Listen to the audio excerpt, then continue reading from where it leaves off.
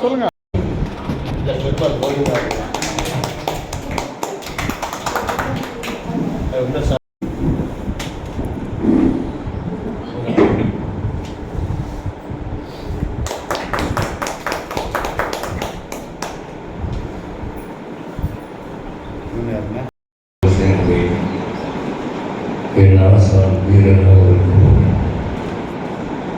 அகலிலேன் திரைமன்று அதன்மேல் உண்மை உரைமாறுவார் நிகரில் புகழாய் உலகம் முன்னுரையாய் என்னை ஆழ்வானே நிகரில் அமரர் மனைக்கிழங்கள் விரும்பும் திருவேங்கடத்தானே புகழொன்றில்லா அடியேன் உன் அடிக்கு அமர்ந்து புகுந்தேனே.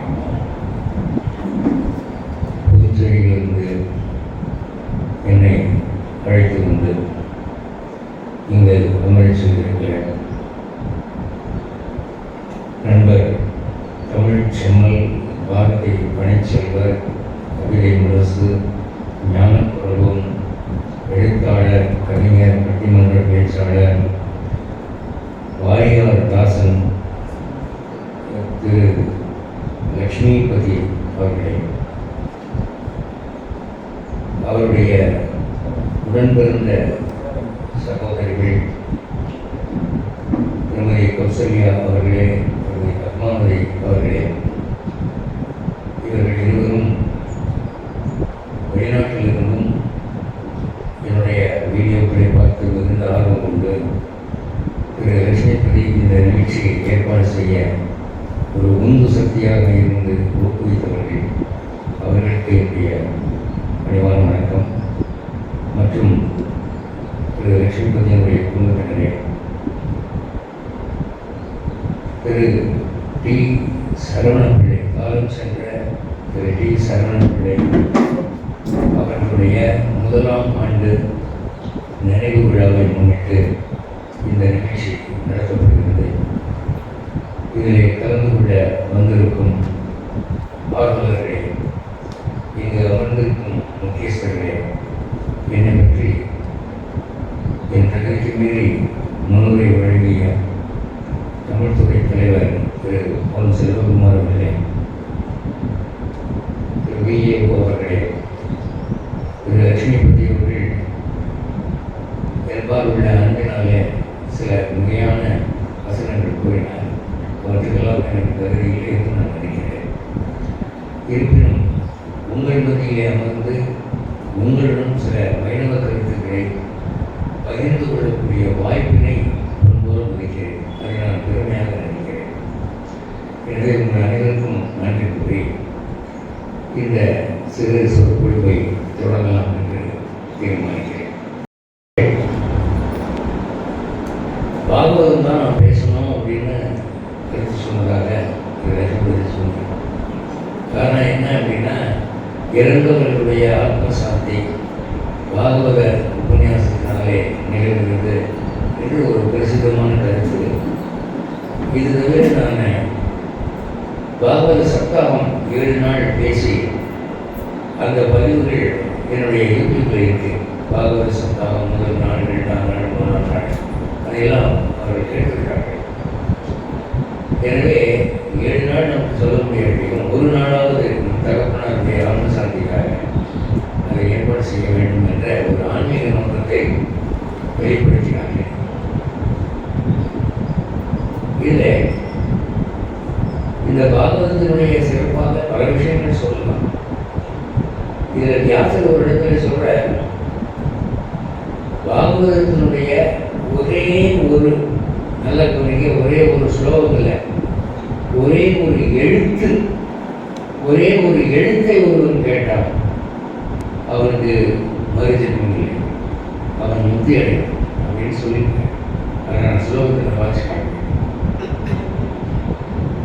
அவ்வளவு பெருமை உள்ளது.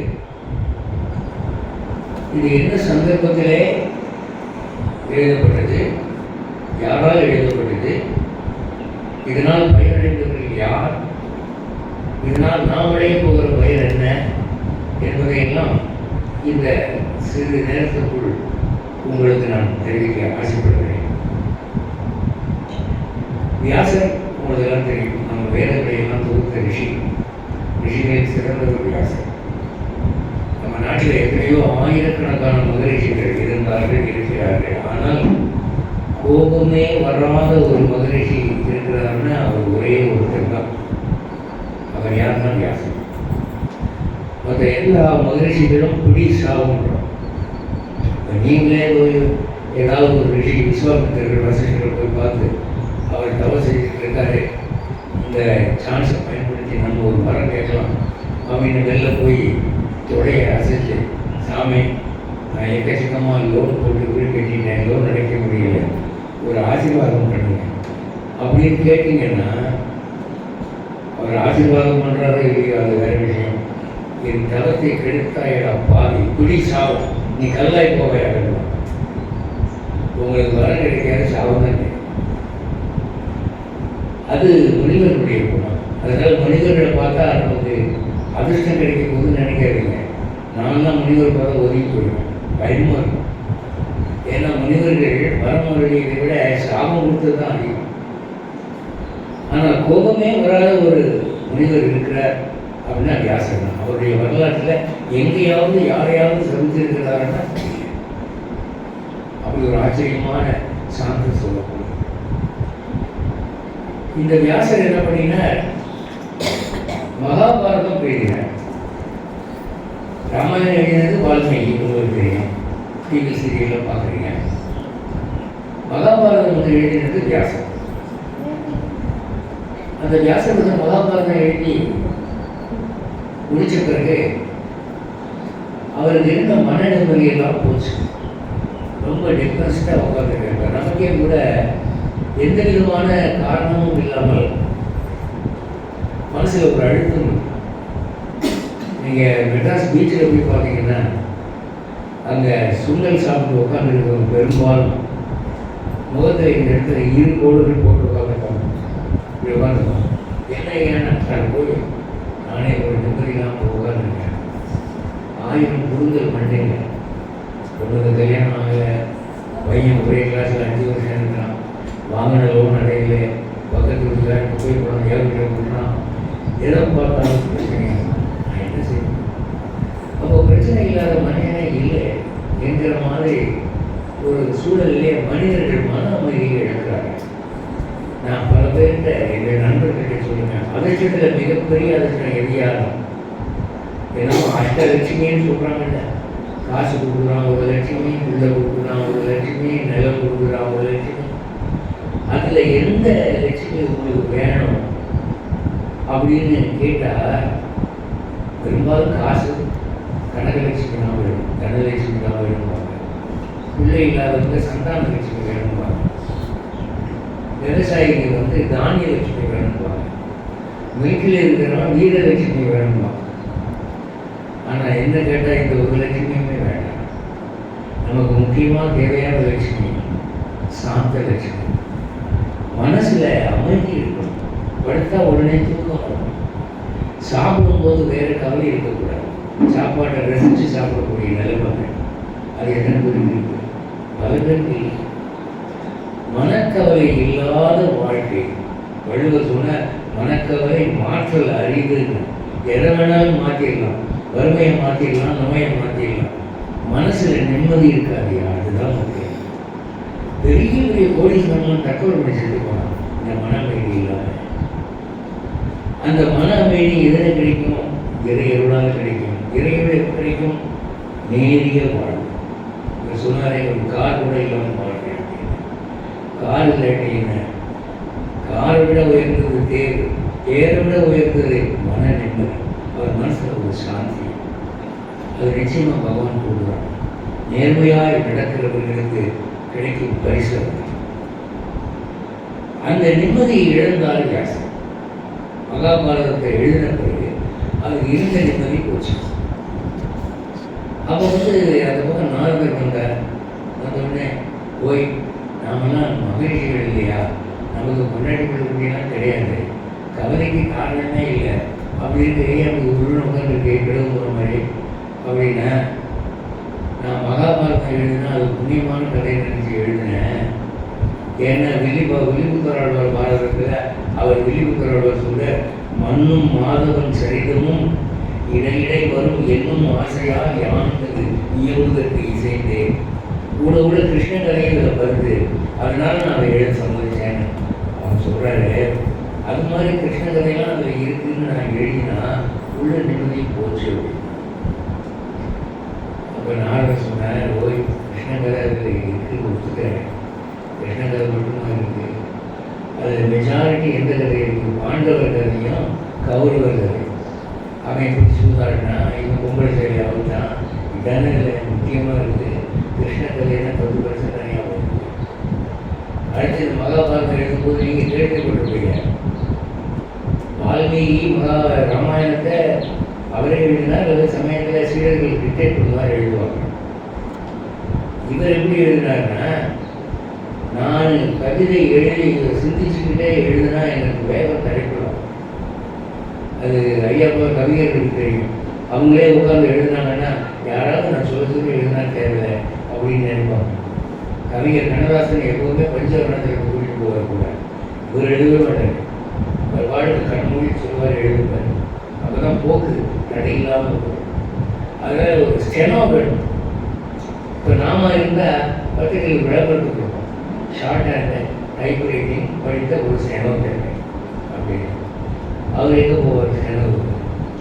அவர் என்ன பண்ணார்? ஒரு பெரிய இடத்துக்கு இல்லையா, போய் பிள்ளையார் போய் கொடுத்தார். போய் பிள்ளையார கொள்கை எடுத்துட்டு சும்மா உட்காந்துருக்கீங்கள, ஒரு உருப்படியான காரியம் பண்ணுங்க, நான் மகாபாரதம் சொல்கிறேன், அதை டிக்டேஷனை ஒழுங்காக எழுத முடியும் அப்படின்னு. அதுக்கு நான் எழுதுறத பற்றியில் ஒரு விஷயம், நான் எழுதுகிற வேகத்துக்கு நீங்கள் சொல்லணும். நீ பாட்டுக்கு சீரார் முறை மகிழ்ந்த அப்படின்னு சொல்லிட்டு அடிச்சு அடிச்சு பாராளும் புகழ் நிறைந்த அப்படி எழுதினா அதுக்கு நான் இல்லை வேறாடப்படும் அப்படின்னு நான் எழுதுகிற வேகத்துக்கு சொல்லணும். சரி சரி சொல்கிறேன். அவர் சரஸ்வதி ஆரம்பித்தார். அவர் வியாசன் சொல்கிற வேகத்துக்கு நம்மளால் எழுத முடியாது, அவ்வளோ வேகமாக சொல்கிறாரு. ஆனால் பிள்ளையார் என்ன பண்ணிட்டாரு, அவரை விட வேகமாக எழுதுறாரு. இவர் சொல்லி முடிச்சுட்டு எழுதிக்கன்னு பார்த்தா அப்போதே எழுதிட்டாங்க. இவ்வளோ வேகமாக சொன்னால் அவ்வளோ வேகமாக எழுதுறாரு. கொஞ்ச நேரம் கழிச்சு பிள்ளையார் வந்து அவர் எழுதுறதுக்கு என்ன பேனா யூஸ் பண்ண தெரியுங்கள, ஒரு பொம்பை ஒடிச்சு எழுதுறாரு. நாமெல்லாம் வந்து கடையில் பேனா வாங்கி எழுதுவோம், அது பொம்புடாக எழுதுனார். இமயமலையினுடைய கற்கள் தான் அவருக்கு 7 அப்படி எழுதினாராம். அப்போது அவர் என்ன சொன்னார், இந்த வேகம் வியாசன் பார்த்தாரு, சிக்கலாக இருக்கு, நானே கவியின்றி நானே வேகமாக சொல்ல வேண்டும். ஒரு ஐடியா பண்ணார். என்ன ஐடியா பண்ணார் அப்படின்னா, நீ அர்த்தம் புரிஞ்சு தான் எழுதுகிறா, இல்லை சும்மா மெக்கானிக்கலாக எழுதுகிறேன். அர்த்தம் புரிஞ்சு தான் எழுதுகிறேன், இது கூட இருக்க முடியாதா அப்படின்னா, சரி இனிமேல் நான் வந்து ஆழ்ந்த சிந்தனையோட கவி சொல்ல போகிறேன், அர்த்தம் புரியாமல் ஒரு ஸ்லோகத்தை எழுதக்கூடாது, சரியா? சரி. அதுக்கப்புறம் என்ன பண்ண, எளிமையான ஸ்லோகமாக ஒரு 5 சொல்லுவார். அப்புறம் ரொம்ப கஷ்டமாக ஒரு ஸ்லோகம் சொல்லுவார். அது எவ்வளோ கஷ்டமாக இருக்கும்னா அது டிக்ஷனரி பார்த்து அர்த்தம் பண்ணிக்கணும். அப்படிப்பட்ட ஸ்லோகம் எழுதணும் சொல்லுவார். அர்த்தம் புரியாமல் எழுதக்கூடாது அப்படின்னு ஒரு கண்டிஷன் போட்டுருக்காரு. அப்போ என்னாச்சுன்னா, இவர் வியாசர் வந்து சம்ஸ்கிருத இலக்கணத்தில் மன்னன் இல்லையா, நீங்கள் கூட கேட்டு இப்போ சிதர்த்தன்னு பாட்டு எழுதுவாங்க, கருணைநாதர்கள் திருப்பூர் எழுதின மாதிரி, அதெல்லாம் நமக்கு அர்த்தம் தெரியுமா? அது மாதிரி கடாமடா பாட்டாக சொன்னார். 10 ஸ்லோகத்துக்கு ஒரு ஸ்லோகத்தை சொன்னார். விடையாருக்கே புரியல. அப்போ என்ன பண்ணாரா, அந்த ஸ்லோகத்தை அவர் சொல்லி பார்த்துட்டு இதுக்கு என்ன அர்த்தம், இதுக்கு என்ன அர்த்தம்னு அப்படி மண்டியில் கூட்டிக்கிறோம். கூட்டிக்கிட்டு அவர் யோசிச்சதுக்கு அர்த்தம் கண்டுபிடிக்கிறதுக்குள்ள இவர் 10 ஸ்லோகம் கம்போஸ் பண்ணிக்கிறார். ஆச்சா ஆச்சா அப்படின்னு அதுக்கப்புறம் வேகமாக சொல்லுவாங்க. இவர் இப்படி கஷ்டமான ஸ்லோகத்தை சொல்லி சொல்லி இதுக்காக அவர் மண்டியை குட்டி குட்டி அதுக்கு பாரத குட்டு அப்படின்னு பேராயிடுச்சு. இன்றைக்கும் பார்த்தீங்கன்னா பிள்ளையார் கோவிலில் பிள்ளையார் சாமி கும்பிட்றவங்களை போய் பாருங்க, இப்படி கொடுப்பாங்க. ஆனால் அவங்கள போய் கேளுங்க, ஏன் கொட்டிக்கிறீங்கன்னு. எங்கள் தாத்தா கொட்டினாரு, அவங்க தாத்தா கொட்டினாரு, அதனால நான் கொட்டுறேன் அப்படின்னு சொல்லுவாங்க. தவிர யாருக்குமே முடியாது, காரணம் தெரியும். அது பாரத குட்டுன்னு மகாபாரதம் எழுதும் போது அர்த்தம் தெரியாமல் பிள்ளையார் கொட்டிக்கிட்டாரா அந்த ஞாபகத்துக்கு. அதனால் பிள்ளையாருக்கு உலக புகழ் கிடைச்சது. உங்களுடைய ஞாபகமாக நான் போடுகிறேன், எனக்கு உங்களுடைய அருள் தேவை அப்படின்னு கேட்குறது தான் அந்த அர்த்தம். இப்படியெல்லாம் நீ ஸ்லோகம் பண்ணினே, அதில் நோக்கங்கள் பலவிதமாக இருந்தன. அதனால் நீ பாரதம் எழுதும் புண்ணியமில்லை, உன்னுடைய மனநிலை குறித்து கிருஷ்ணனுடைய வரலாறு மட்டும் நிறைந்த ஒரு சாஸ்திரம் நீ எழுதும். அது என்ன? பாகவதம். பாகவதம் நீ எழுதினா நீ இழந்த நிம்மதியை அடைவீர். அதுக்கப்புறம் வியாசர் பாகவதம் அடைந்தார், அவர் நிம்மதி அடைந்தார் என்று வருவார். அந்த பாகவதம் காதால கேட்டாலே எப்படி, அதனுடைய டிரான்ஸ்லேஷன் மொழிபெயர்ப்பு கேட்டாலே அப்படி, அது புஸ்தகம் வீட்டில் இருந்தாலே அப்படி பெரிய பெரிய புண்ணியம். அப்படிப்பட்ட இந்த பாகவதம் வந்து அந்த பாகவதத்திலேயே சொல்லப்பட்ட ஒரு சிறு சம்பவம், அது வந்து இந்த பாகவதத்தினுடைய பெருமையை உங்களுக்கு விளக்கும். அது என்னென்னா, துங்கபத்ரா நதிக்கரையிலே ஒரு பட்டணம் இருந்தது. அந்த பட்டணத்திலே ஆத்மதேவர் என்று ஒருவர் இருந்தார். அவர் பிராமணர், ரொம்ப ஒழுக்கமானவர். அவர் வந்து பணக்காரர். ஆனால் அந்த பணத்தை வச்சு வாழல, வைதிக காரியங்கள் பண்ணி கொடுத்து யாக யஜ்ஞங்கள் நடத்தி கர்ம காரியங்கள் செய்து அதன் மூலம் ஒரு வருமானத்தை கொண்டு பின்னடினார். அவருக்கு துந்துலி என்று ஒரு மனைவி, அழகானவள், கற்புள்ளவள், நல்லவள், பாடல் இல்லை. ஆனால் பிடிவாதக்காரி, நல்ல குணம் இல்லாதவள். சில குடும்பக்கார மாமியாரை பற்றி புகார் பண்ணுவாங்க மருமகள் இருந்தார். அப்போ அந்த மாமியாருடைய கணவன் சொல்லுவான், அவர் தர்க்கமான பொண்ணாச்சு, நான் வந்து அவர் 40 வருஷம் வாழ்ந்துருக்கேன், ரொம்ப நல்ல, அவளை பற்றி சொல்கிறேன்னா கணவனுக்கு வேணால் அவருடைய மனைவியாக இருக்கலாம், மருமகளுக்கு நல்ல மாமியார் இல்லை. பிடிவாதக்காரி, கொடுமைக்காரி. அவள் வந்து வீட்டை நிர்வாகம் பண்ணுவாள் கெட்டிக்காரத்தனமா. ஆனால் அவருடைய பழக்கங்களும் அவர்களோடு அவள் நெருங்கி பேசக்கூடிய வாழ்க்கையும் அவளுக்கு திருப்தியாக இருக்கார். அப்படிப்பட்டவள் கொஞ்ச நாள் கழிச்சு ஒரு உண்மையை உணர்ந்தார்கள். அவங்களுக்கு குழந்தை பாக்கியம் இல்லை. பல ஆண்டுகள் ஆகியும் பிள்ளை வரலை. என்னொன்னே அந்த கோயில் 2 பேருக்குமே இருந்தது. அப்போ இந்த ஆத்மதேவர் என்பவருக்கு அது ரொம்ப பெரிதாக பாதிச்சு. அவர் அப்படியே மனம் குறித்து காட்டுக்கு போனார். அந்த காட்டில் வந்து ஒரு ரிஷி, ஒரு முனிவர் வந்தார். அவரை பார்த்து காலில் விழுந்து எழுந்தார், சாமி எனக்கு குழந்தைங்க, நான் ஒரு வாழைமரம் வாங்கி நட்டு வச்சா அது மறைக்க மாட்டேங்குது, ஒரு பசுமாடு வாங்கினா அது கண்ணு போட மாட்டேங்குது, என் ராசி மறைத்து ராசி, எனக்கு ஒரு குழந்தை வேணும் சாமி அப்படின்னு சொல்லி அவர் கேட்டார். அப்போ அவர் என்ன பண்ணார், குழந்தை வேணுமா, அதுக்கு உனக்கு பிராப்தம் இருக்கா அப்படின்னு நான் பார்க்கணும் அப்படின்னு சொல்லி உன்னுடைய நெட்டியை தூக்கு அப்படின்னு. சாதாரணமாக இருக்கிற போது உங்கள் நெட்டி வெயினாக இருக்கும். கண்ணாடி முன்னால் நின்றுட்டு தூக்குனீங்கன்னா வரி வரியாக இருக்கும். அந்த வரி என்ன அப்படின்னு சொன்னால் அதுதான் தலையெழுத்துங்க. இப்போ நீங்கள் கமர்ஷியலாக கடையில் ஜாமான் வாங்க போனீங்கன்னா சதூரமாக ஒன்று இருக்கும். அது உள்ளூர் கருப்பு கருப்பாக என்னமோ இருக்கும். கேட்டால் QR கோடு அப்படின்போம். அதை வந்து ஸ்கேன் பண்ணிங்கன்னா அதுலேருந்து ஒரு அட்ரஸோ என்னமோ வரும். அதுதான் அவங்க அந்த மாதிரி எழுதுறாங்க. அதுபோல் பிரம்மா ஒவ்வொரு மனுஷனையும் ஆணையும் பண்ணியும் படித்து இங்கே ஒரு QR கோடு வச்சுருக்கோம். இப்போ நீங்கள் கண்ணாடி முன்னால் போய் நீங்கள் நட்சத்திரத்துக்கு பார்த்தீங்கன்னா சில கோடு நீளமாக தெரியும், சில கோடு ஆறுதலையாக தெரியும், சில இது கால் கோடாக இருக்கும், சில இது கோணமானதாக இருக்கும். அது என்னன்னா பிரம்மாவுக்கும் தேவர்களுக்கும் மட்டுமே புரியக்கூடிய QR கோடு. அதில் அவன் எத்தனை வருஷம் இருப்பான், எப்போ சாவான், எத்தனை கல்யாணம், பிள்ளை பிறக்குமா பிறக்காதா, அதெல்லாம் அவன் நெற்றியை பார்த்து அந்த ரிஷி என்ன பண்ணாரா, உன் தலையெழுத்தை பார்த்தால் உங்களுக்கு 7 ஜென்மத்துக்கு பிள்ளை, அதனால் அதை மறந்துடு அப்படின்னு சொல்லிட்டு, உனக்கு தான் கடவுள் நிறையா பணம் காசு கொடுக்குறாரு, ஒரு மனைவி இருக்கா, சந்தோஷமாக இருக்கா, பிள்ளை பிறந்து ஏன்னா கட்டப்படணும் அப்படின்னு உடனே அதெல்லாம் உங்கள் புத்திமதியெல்லாம் வேணாம், எனக்கு நான் உங்ககிட்ட எதிர்பார்த்தது குழந்தை தான் வேணும், அறிவுரை இல்லை அப்படின்னு பிடிவாதமாக சொன்னான்னா, அப்போ அந்த ரிஷி பார்த்தாரு, இவன் தலைவிதி இதனால் கஷ்டப்படணும்னு இருக்குது, அதை மாற்றலாம்னு சொல்லி இவனுக்கு நல்ல அறிவுரை கூறி பிள்ளையை மறந்துட்டான்னா பிடிவாதமாக கேட்கணும், பிள்ளை தான் வேணும், சரி அவன் வந்து யாராவது மாற்ற முடியும் என்று சொல்லி அவர் என்ன பண்ணார், ஒரு மாம்பழம் உங்க தன்மை தப வலிமையினாலே சிருஷ்டிச்சு எப்படி அப்படின்னு அவன் ஆத்மதேவர் சொன்னது என்னன்னா, வீடுன்னா வீடு நிறைய பிள்ளை முடியுங்க, நேரம் பெருக்கி இருக்கிறாங்க, இந்த ரூம்ல அந்த ரூமுக்கு 4 பிள்ளைகள் ஓடணும், அந்த ரூம்ல இந்த ரூமுக்கு 4 பிள்ளைகள் ஓடணும், அதுதான் குடும்பம்.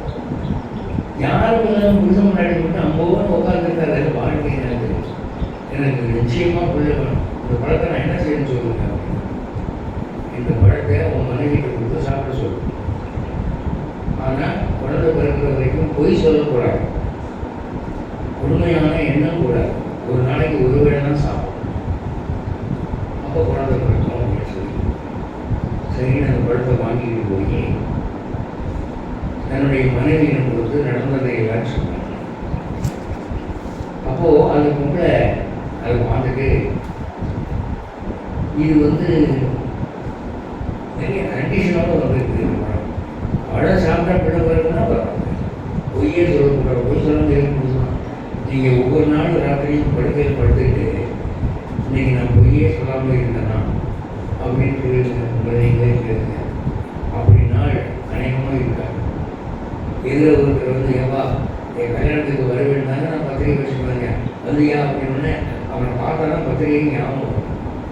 ஐயோ உனக்கு சொல்லும் போது அன்னைக்கு எங்கள் சித்தப்பா இறந்து போயிட்டாருப்பா, சித்தப்பாவே இருக்க மாட்டாங்க, அப்படி போய் எடுத்து 4 பேர்கிட்ட நம்ம வந்து நல்ல பேர் வாங்கினதுக்கு எப்படியும் போய் சொல்கிறது.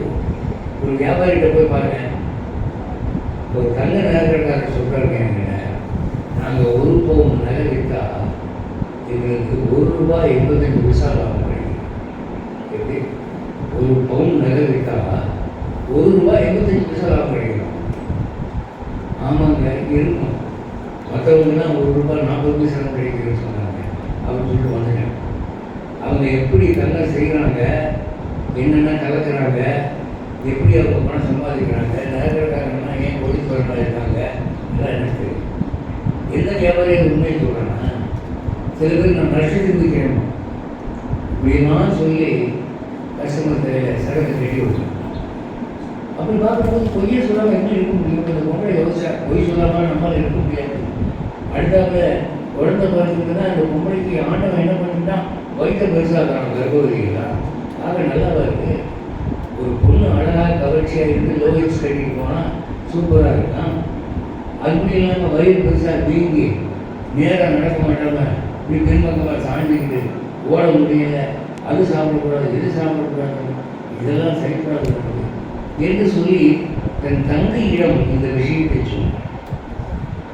இந்த மாதிரி பிரசவத்தில் ரொம்ப வேதனை, உள்ள பிறகுள்ள உயிர் போய் வரும்னு சொல்கிறாங்க, எனக்கு பிடிக்கல அப்படின்னு சொன்னாங்க. தங்கச்சி என்ன சொன்னாங்க, கவலைப்படாத, நான் இப்போ கர்ப்பமாக இருக்கிறேன், குழந்தை பிறந்த உடனே அந்த குழந்தையை நான் உனக்கு கொடுத்துட்றேன், எங்கள் வீட்டுக்காரருக்கு நீங்கள் ஒரு பணம் கொடுத்தீங்கன்னா அதை சம்மதிச்சுக்குவார், அதனால் இந்த குழந்தை உனக்கு பிறந்ததுன்னு சொல்லி எனக்கு பிறந்த குழந்தை செத்து போச்சுன்னு சொல்லிவிடு, நானும் அதுக்கேற்ற பேசிக்கிறேன்.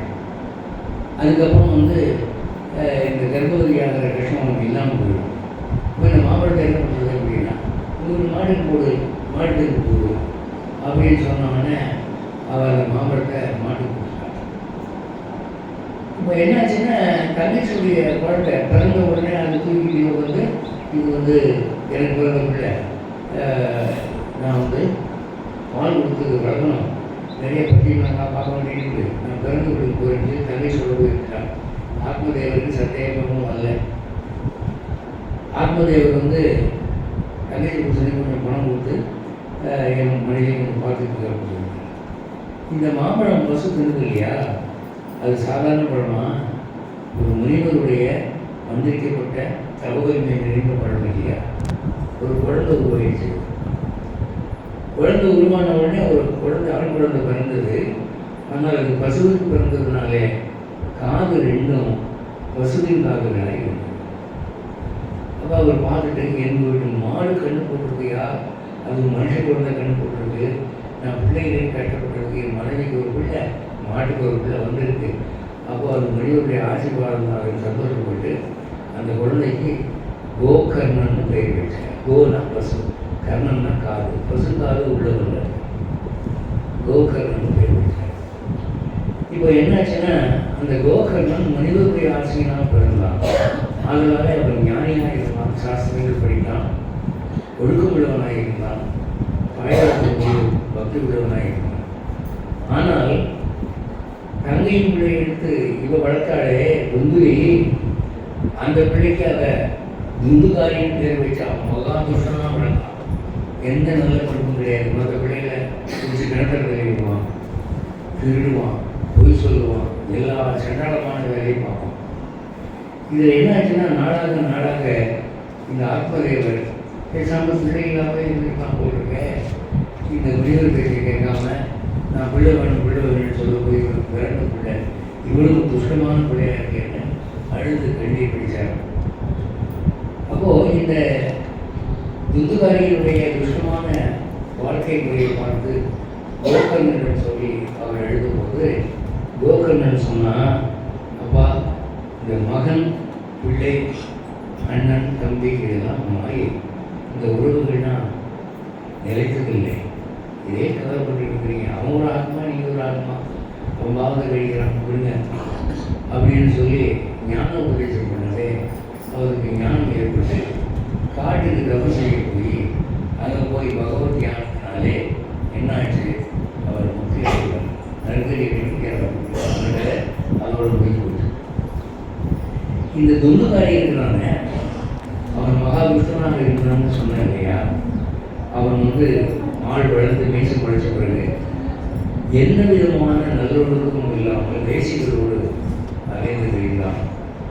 ஒரு 5 வேசிகளை பொறுக்கி எடுத்து, ஒரு வேசி சிகப்பா நேரத்துக்காக அவர், ஒரு வேசி பொருள் நல்ல கட்டாக இருக்கும் அதுக்காக ஒருத்தி, இப்படி 5 வேசிகளை பொறுக்கி எடுத்து வீட்டில் குணம் வச்சுருக்கான்.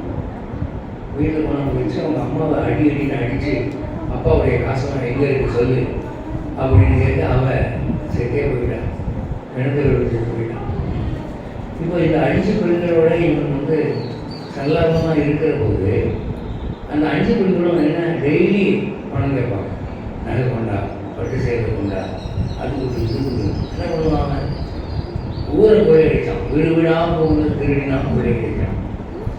அப்போது இந்த 5 பெண்கள் கூடி பேசும்போது என்ன சொன்னார்கள், இவன் எப்படி பண்ணிக்கிட்டு இருக்கான், இன்னைக்கு இல்லாட்டி இன்னைக்கு ராஜா நான் அரெஸ்ட் பண்ணிக்குவான். ராஜா அரெஸ்ட் பண்ணால் நிச்சயமாக அவன் நம்ம தான் மாட்டி கொடுப்பான், நம்ம எல்லாம் ஜெயிலுக்கு போக வேண்டியிருக்கோம். அதனால இவனை காலி பண்ணிட்டு இவன்கிட்ட நம்ம வாங்கின நகை சேலையெல்லாம் எடுத்து ஓடிடுவோம் என்று சொல்லி அவனை கொலை செய்வதற்காக இந்த 5 பெண்களும் சேர்த்து ஒரு கைத்தினால அவன் கழுத்தை நெறித்தார்கள்.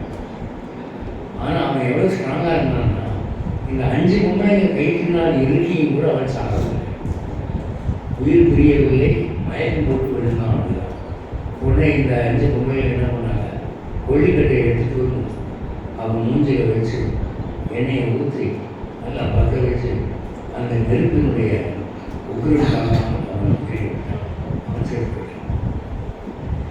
இப்போ அவன் செத்துமான உடனே அவன் கதை என்ன ஆச்சுன்னா பேயாக மாறினான்.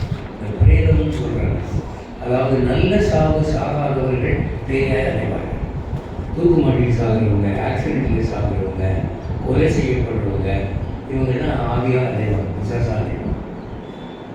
அந்த பேய் ஜென்மாவில் என்ன துன்பம் இருக்குன்னா சாஸ்திரம் என்ன சொல்லுதுன்னா பசியும் தாகமும் அதிகமாக இருக்கும். அந்த மனிதர்களுக்கு இருக்கிறத விட பசி தாகம் அதிகமாக இருக்கும். ஆனால் அவங்க இஷ்டப்படி உணவுப் பொருள் எடுத்து சாப்பிட முடியாது. இப்போ ஆரியபவன் ஹோட்டல் இருக்குது, அங்கே நிறைய ஸ்வீட் அடிக்க வச்சுருக்காங்க. இந்த ஆவி வந்து இஷ்டப்படி எடுத்து சாப்பிட முடியாது. அங்கே அமானுஷமான காவல்காரர்கள் இருப்பார்கள். அந்த கடைக்காரனுடைய புண்ணியத்தினாலே அது தடுக்கப்படும். இஷ்டப்படி அவங்க சாப்பிட முடியாது. நாம பார்த்து ஏதோ கொடுத்தா தான் உண்டு. அதனால தான் இந்த ஆவிகள் என்ன பண்ணணும்னா, எனக்கு கோழி பறி கொடு, ஆடு பறி கொடு, உனக்கு நான் இது செய்கிறேன் அது செய்கிறேன்னு வாக்கெல்லாம் கொடுக்கும். அதுக்கு ஆசைப்பட்டு சில பேர் பேபி சாசை கும்பிட்டு வரம் வாங்குவாங்க. இந்த உந்துகாரி மிகுந்த வேதனை பேயாய் அலைந்து அந்த துன்பம் தாங்க முடியாமல் கோகர்ணன் முன்னால் வந்து நின்னான். எப்படி நின்னான்னா, பேய் ரூமெடுத்து நிற்கிறான். ஆனால் அவன் யாருன்னு தெரியும், துந்துகாரின்னு கோகர்ணனுக்கு தெரியல. இது ஏதோ தற்கொலை பண்ண கேஸ் போட்டுருக்கு, என்கிட்ட வந்து நிற்கிது என்று சொல்லி அவன் மந்திரம் சொல்லி தீர்ப்பு தெரிவித்தான். தெரிவித்த உடனே அந்த பாவம் குறைஞ்சதுனால அந்த ஆத்மா பேசும் சக்தி பெற்றது. அந்த பேச்சு கோகர்ணனுக்கு புரிந்தது. சாதாரணமாக ஆவியில் பேசினா நமக்கு புரியாது. இப்போ நம்ம குடும்பத்தில் நம்ம கூட வாழ்ந்த அக்காவும் தங்கையும் அல்பாயுசு செஞ்சு போயிட்டாங்கன்னா அவங்க ஆவியாக தான் அலைவாங்க. ஆனால் அவங்க நம்ம நோக்கி பேசுகிற பேச்சு நம்ம கேட்காது. அவங்க என்ன நினைப்பாங்க, அந்த இடத்துல நம்ம காலையில் விழுக மாட்டேங்குது அப்படின்னு நம்ம நினைப்பாங்க.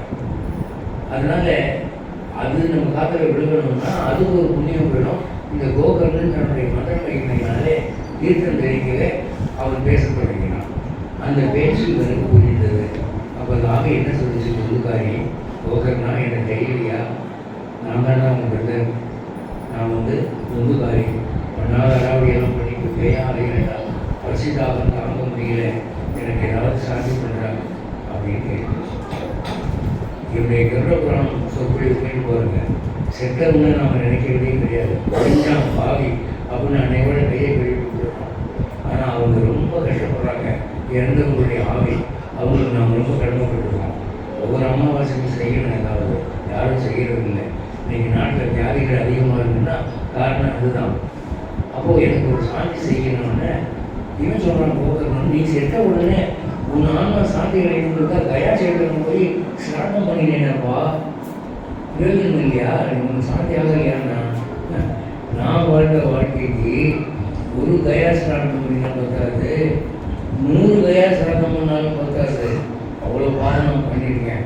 அதனால இந்த பேய் ஜென்மம் நீங்கணும்னா நான் என்ன செய்யணும், நீ என்ன செய்யணுன்றத யார்கிட்டையாவது கேட்டு சாப்பிட்றத பார்த்து அதை செஞ்சு என்னை காப்பாற்று. உன்னை விட என்னை காப்பாற்றுறதுக்கு ஆள் இல்லை. நீ தான் சகோதரனுக்கு விரும்பியை நான் கேட்க முடியும். மற்ற வீடுகளை போய் இந்த மாதிரி கேட்க முடியுமா? கேட்டாலும் செய்வாங்களா? அடித்து வருவாங்க, இதை செய்வா அப்படின்னோடனே இவன் போய் வேதம் படித்த பெரிய ஞானிகளை பார்த்து, என் சகோதரனுக்கு நற்கதி அடைய நான் என்ன செய்ய வேண்டும் என்று எல்லாம் புத்தகங்கள்லாம் புரட்டி பார்த்தா ஒன்றும் எவனுக்கு தயாவை போய் காட்ட முடியும் நல்லது ஏற்படலையோ அவன் ஆத்மாவை யார் காப்பாற்ற முடியும்? எப்படியும் காப்பாற்ற முடியாது அப்படின்னு சொல்லிட்டான்.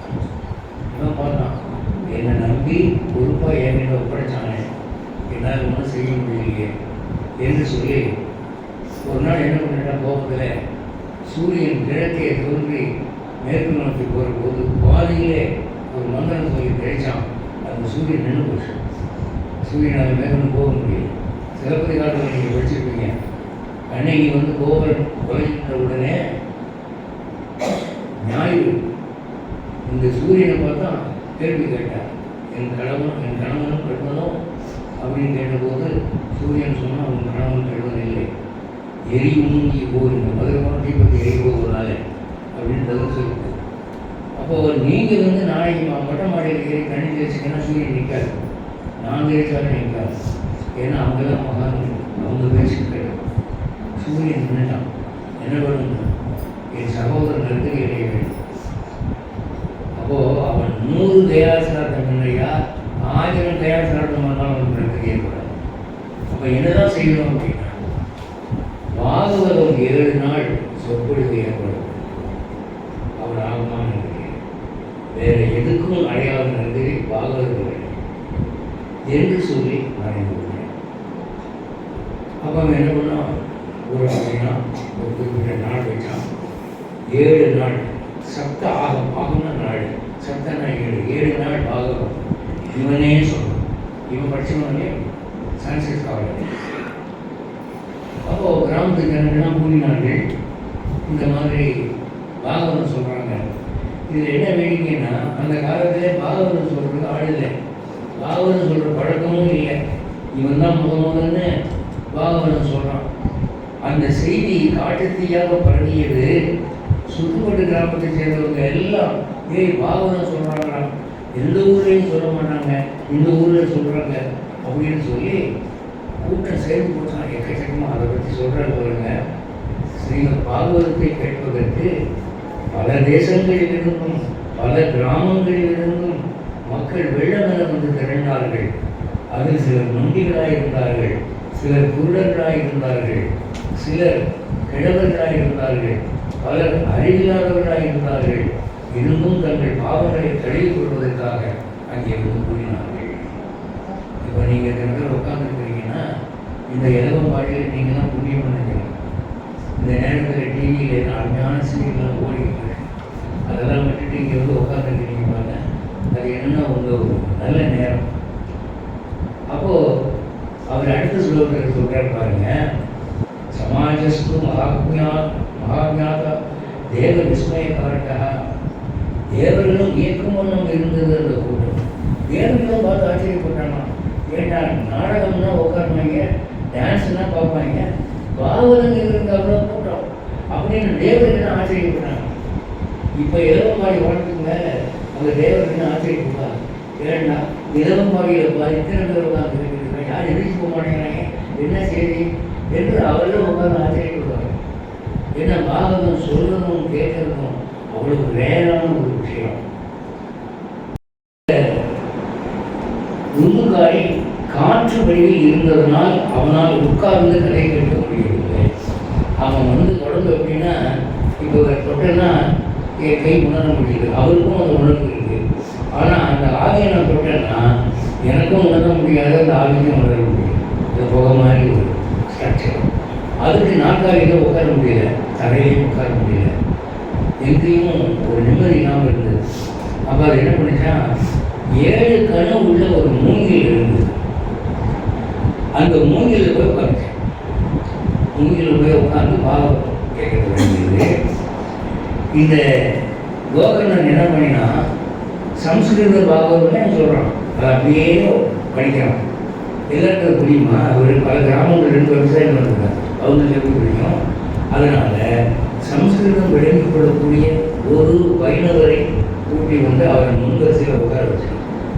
யார் கேட்டாலும் கேட்காட்டியும் இவர் கேட்கக்கூடாதுங்கிற தைரியம் இருக்கும் இல்லையா? அதனால் இது இருக்கணும். சில சமயம் பார்த்தீங்கன்னா சில சொற்பொழிவுகள் நடந்துட்டு இருக்கோம், எல்லாரும் தூங்கி கொண்டிருப்பாங்க. அப்போ பேச்சாளர்கிட்ட போய், ஐயா உங்கள் பேச யாரும் கேட்குற மாதிரி தெரியல, நீங்கள் ரொம்ப ஆர்வமாக பேசிக்கிட்டு இருக்கீங்களே, என்ன செய்தீங்கன்னா இந்த 3வது வரிசையில் 4வது உட்காந்துருக்கான் பாருங்க, அவன் என் மச்சான் சொல்லி கூட்டிகிட்டு வந்துருங்க, டெய் தூங்குனா உதவி பண்ணலான்னு சொல்லி அவனுக்கு தான் நான் சொல்லிட்டு இருக்கேன். அது மாதிரி ஒரு நாள் உட்காந்து கேட்கணும்ல, இன்னும் ஒரு சம்ஸ்கிருத வித்வானை உட்கார வச்சு அவன் படித்தான். அது என்னாச்சுன்னா, முதல் நாள் முடிந்த உடனே மூங்கிலில் ஒரு கணு முடிந்தது. 7 கணு உள்ள மூங்கில ஒரு கணு முடிந்தது. இப்படி 7 நாள் முடிந்த உடனே 7 கணமும் முடிந்து அதன் உள்ளே அமர்ந்திருக்கிற துன்காரி விமோசனம் பெற்றான். என்ன ஆச்சானா, அவன் பேய் உருவம் நீங்கி கால்மேகம் போன்ற நீல திருமேனியும், இடுப்பிலே பீதாம்பரமும், கழுத்திலே துளசி மாலைகளும், காதுகளில் மகர குண்டலங்கள் தொங்கவும், தலையில் நவரத்தின கிரீடம் விளங்கவும் அனைவர் எதிரிலும் வந்து தோன்றினான். அங்கே இருக்கிறவங்க எல்லாரும் விஷ்ணு பகவான் வந்தாரா என்று சொல்ல முடியாத, இவன் தான் விஷ்ணுவோ என்று ஆச்சரியப்படக்கூடிய வகையிலே அவன் உருவம் மாறிவிட்டது, வந்து காட்சி கொடுத்தான்.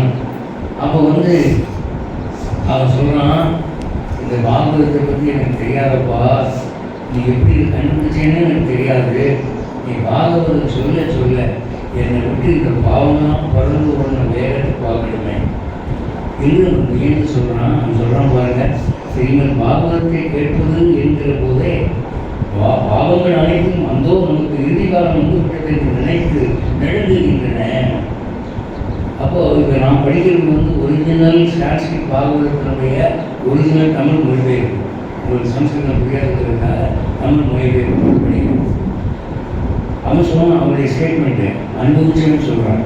அதை விட ஒரு முக்கியமான ஒரு விஷயம் பாருங்க, கவனமாக கேளுங்க.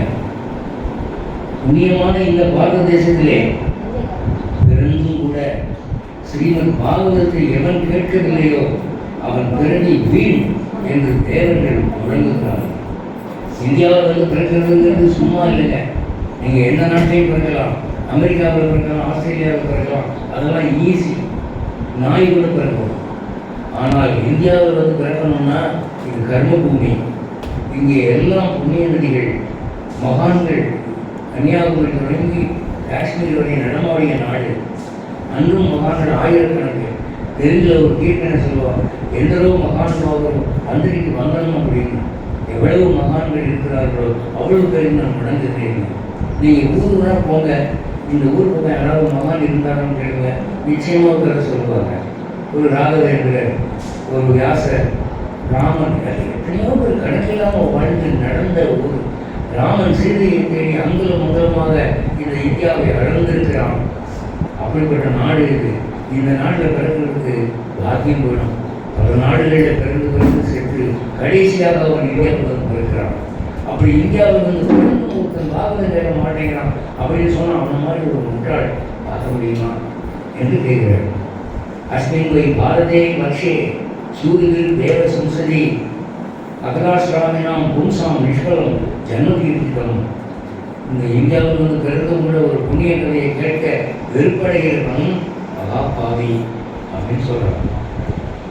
அப்புறம் என்னாச்சு, இந்த இவன் நற்கதி அடைந்து ஒரு திவ்யமான சரீரத்தை அடைந்து விட்டான் என்ற உடனே, சரி இப்போ அடுத்து நீ எங்கே போகிற, என்ன செய்ய போகிறேன்னு இவன் கேட்குறான் கோகர்ணன். அப்போ எல்லாரும் பார்த்துக்கிட்டு இருக்கிற போது ஒரு திவ்யமான ஒளிவுள்ள ஒரு விமானம் வந்து இறங்கியது. அந்த விமானத்திலே வைகுண்டத்தை சேர்ந்த தேவர்கள் இருந்தார்கள். நீங்கள் தான் யாரு? நாங்கள் வைகுண்டத்தை வந்திருக்கோம். எதுக்காக வந்துருக்கீங்க? இதோ என் துந்துக்காரியை கூட்டிக் கொண்டு போகிறதுக்காக வந்திருக்கேன். அப்போ வந்து சரி, நான் பாகவதம் சொன்னபோது துந்துக்காரி மட்டுமா கேட்டான்? 104 பேர் எழுதுறவான்னு கேட்டாங்க. அவங்களெல்லாம் விமானம் பண்ணீங்க, அவங்களெல்லாம் ஏன் கூட்டிட்டு போக மாட்டேங்கிறீங்க, ஏன் அவங்களை விட்டுட்டீங்க அப்படின்னு கோகர்ணன் கேட்குறாங்க. அதுக்கு அவங்க என்ன சொல்கிறாங்க, பதில் சொல்கிறாங்க, கோகர்ணா, அனைவரும் ஒரே மாதிரி தான் கேட்டார்கள், உண்மை.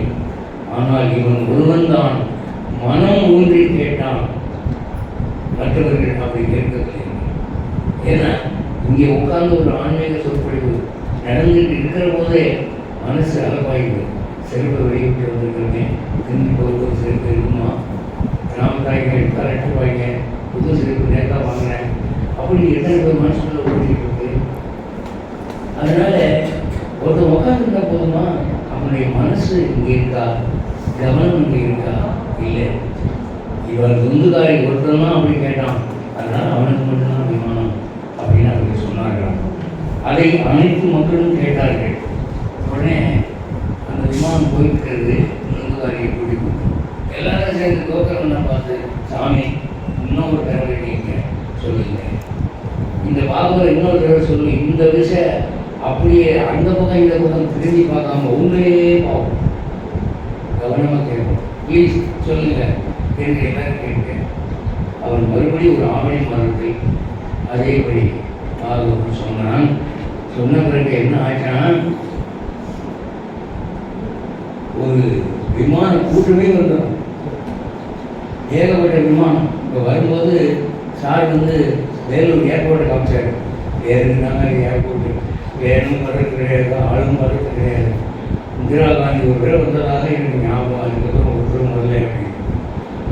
அது மாதிரி இப்படிப்பட்ட ஏர்போர்ட்டில் திடீர்னு 15 ஹெலிகாப்டர் வந்து இறங்குது. 2 டகோட்டா விமானம் வந்து இறங்கி வச்சுருக்கோம். உங்களெல்லாம் எப்படி இருக்கும், என்னடா ஆச்சு அப்படின்னா தூக்கி வாங்கி போகிறீங்க. அது மாதிரி ஒரே விமானங்களாக வந்து இறங்கி எல்லாம் ஏறுங்க அப்படின்னா எல்லாருக்கும் வந்து புனிதமான சரீரம் கிடைச்சிடும். எல்லாம் தேங்க்யூ அப்படின்னு கேஸ் கோகர்ணனுக்கு நன்றி சொல்லி கேட்டாங்க. அப்படி ஏறின உடனே அனைவரும் கோகர்ணனுக்கு நன்றி சொன்னார்கள். சூரியனோ சந்திரனோ சித்தர்களோ செல்ல முடியாத அந்த உத்தம லோகத்தை ஸ்ரீ பாகவதத்தை கேட்ட ஒரு காரணத்தினாலே அவர் அனைவரும் அடைந்தார்கள். அவர் நான் சொன்ன ஒரு இடம் வந்து பாருங்க, என்ன வருது அப்படின்னு சொன்னேன். கர்ணேன கோகர்ண கதாட்சரூபி தீர்த்தே கர்ப்பகதான பூஜா எவனொருவனும் இதில் ஒரு எழுத்தையாவது தன் சரியாக கற்கிறானோ அவன் திரும்பவும் பிறவி அடைய மாட்டான் அப்படின்னு சொல்லியிருக்கேன். அவ்வளவு புனிதமான ஒரு புத்தகம் இது. அதனால அந்த பாகவதத்தை சொல்ல வேண்டும் என்று இவர்கள் பிரியப்பட்டார்கள். இந்த தெய்வ திரு சரவண பெருமாள் அவர்கள் நிச்சயமாக கேட்டிருப்பாங்க. இரண்டாவது அவர்களுக்கு ஒரு நன்றி பகவான் ஒழுக்கம் சாஸ்திரம் உண்மையான அது நடக்கணும். இதே மாதிரி இன்னொரு விஷயம், இந்த பாகவதத்தை 7 நாளில் சொல்கிறதுன்னு ஒரு கதை வச்சுருக்காங்க இல்லையா. ஏன் 7 நாளில் சொல்லுறது, 8 நாளில் சொல்லக்கூடாதா, 5 நாளில் சொல்லக்கூடாதா அப்படின்னு பாண்டவர்களுடைய ஒரே வாரிசு பரீட்சித்து, அதாவது அர்ஜுனுடைய பேரன், அவன் வந்து ஒரு நாள் வேட்டையாடி தண்ணிக்காக எடுத்து அந்த காட்டில் இருந்த சமீக மகரிஷியுடைய ஆசிரமத்துக்கு போய் அவர் கண்ணை மூடி தியானம் பண்ணிக்கிட்டு இருக்கும்போது சுவாமி தண்ணி வேணும் தாகமாக இருக்குன்னு சொன்னார். ஆனால் அவர் வந்து ரொம்ப ஆழ்ந்த தியானத்தில் இருந்தார். ஜாகிரதை சொப்னம் சுசுப்தி என்ற நிலையெல்லாம் கடந்து ஆழ்ந்த சமாதி இருந்ததுனால இவன் பேசுகிறது அவர்களுடைய கண்ணை முடிச்சு பார்க்கல. இவன் என்ன நினைச்சிட்டான், என்னை பற்றி லேசாக நினைக்கிறான், சக்கரை இருந்தானே, என்னை அவமானப்படுத்திட்டான் அப்படின்னு சொல்லி கோபம் வந்து நீ தண்ணி முன்னாடி போயா நான் வேறு இடத்துல போய் பார்த்துக்கிறேன்னு சொல்லி அங்கே ஒரு பாம்பு செட்டு கிடந்துச்சு. அந்த செட்டை பாம்பு எடுத்து அவன் கழுத்தில் மாட்டி விட்டு இதான் அவனுக்கு ஆவரணம் ஆம்படுத்தி. அப்போ என்னாச்சுன்னா இதை பார்த்து கொண்டிருந்த ஒரு சின்ன பையன், அந்த சமீக மகரிஷியினுடைய மகன் ஸ்ரீங்கியோட விளையாடிக்கணும். அப்படி அவனுடைய ஒரு ராஜா வந்து ஒரு செட்டை பாம்பு உங்கள் அப்பாவை கழுத்தில் மாட்டிட்டு போய் மாட்டா அப்படின்னு அந்த பையனுக்கு கோபம் வந்து என்னை லேசாக நினச்சிட்டாங்க. எங்கள் அப்பாவை லேசாக நினச்சிட்டான். அவன் ஒரு சத்திரியன் அனைவரையும் பாதுகாக்க வேண்டிய கடமைப்பட்டான். அப்படி இருக்கிற போது அவனே வந்து ஒரு மனிதருக்கு பண்ணலாம், இன்னையிலிருந்து 7வது நாள் பாம்பு கடிச்சு நம்ம செத்து போகிறோம் என்று ஒரு சாபம். கொஞ்ச நேரத்திலே அந்த ராஜாவுக்கு இந்த செய்தி போய் சேர்க்கிறது.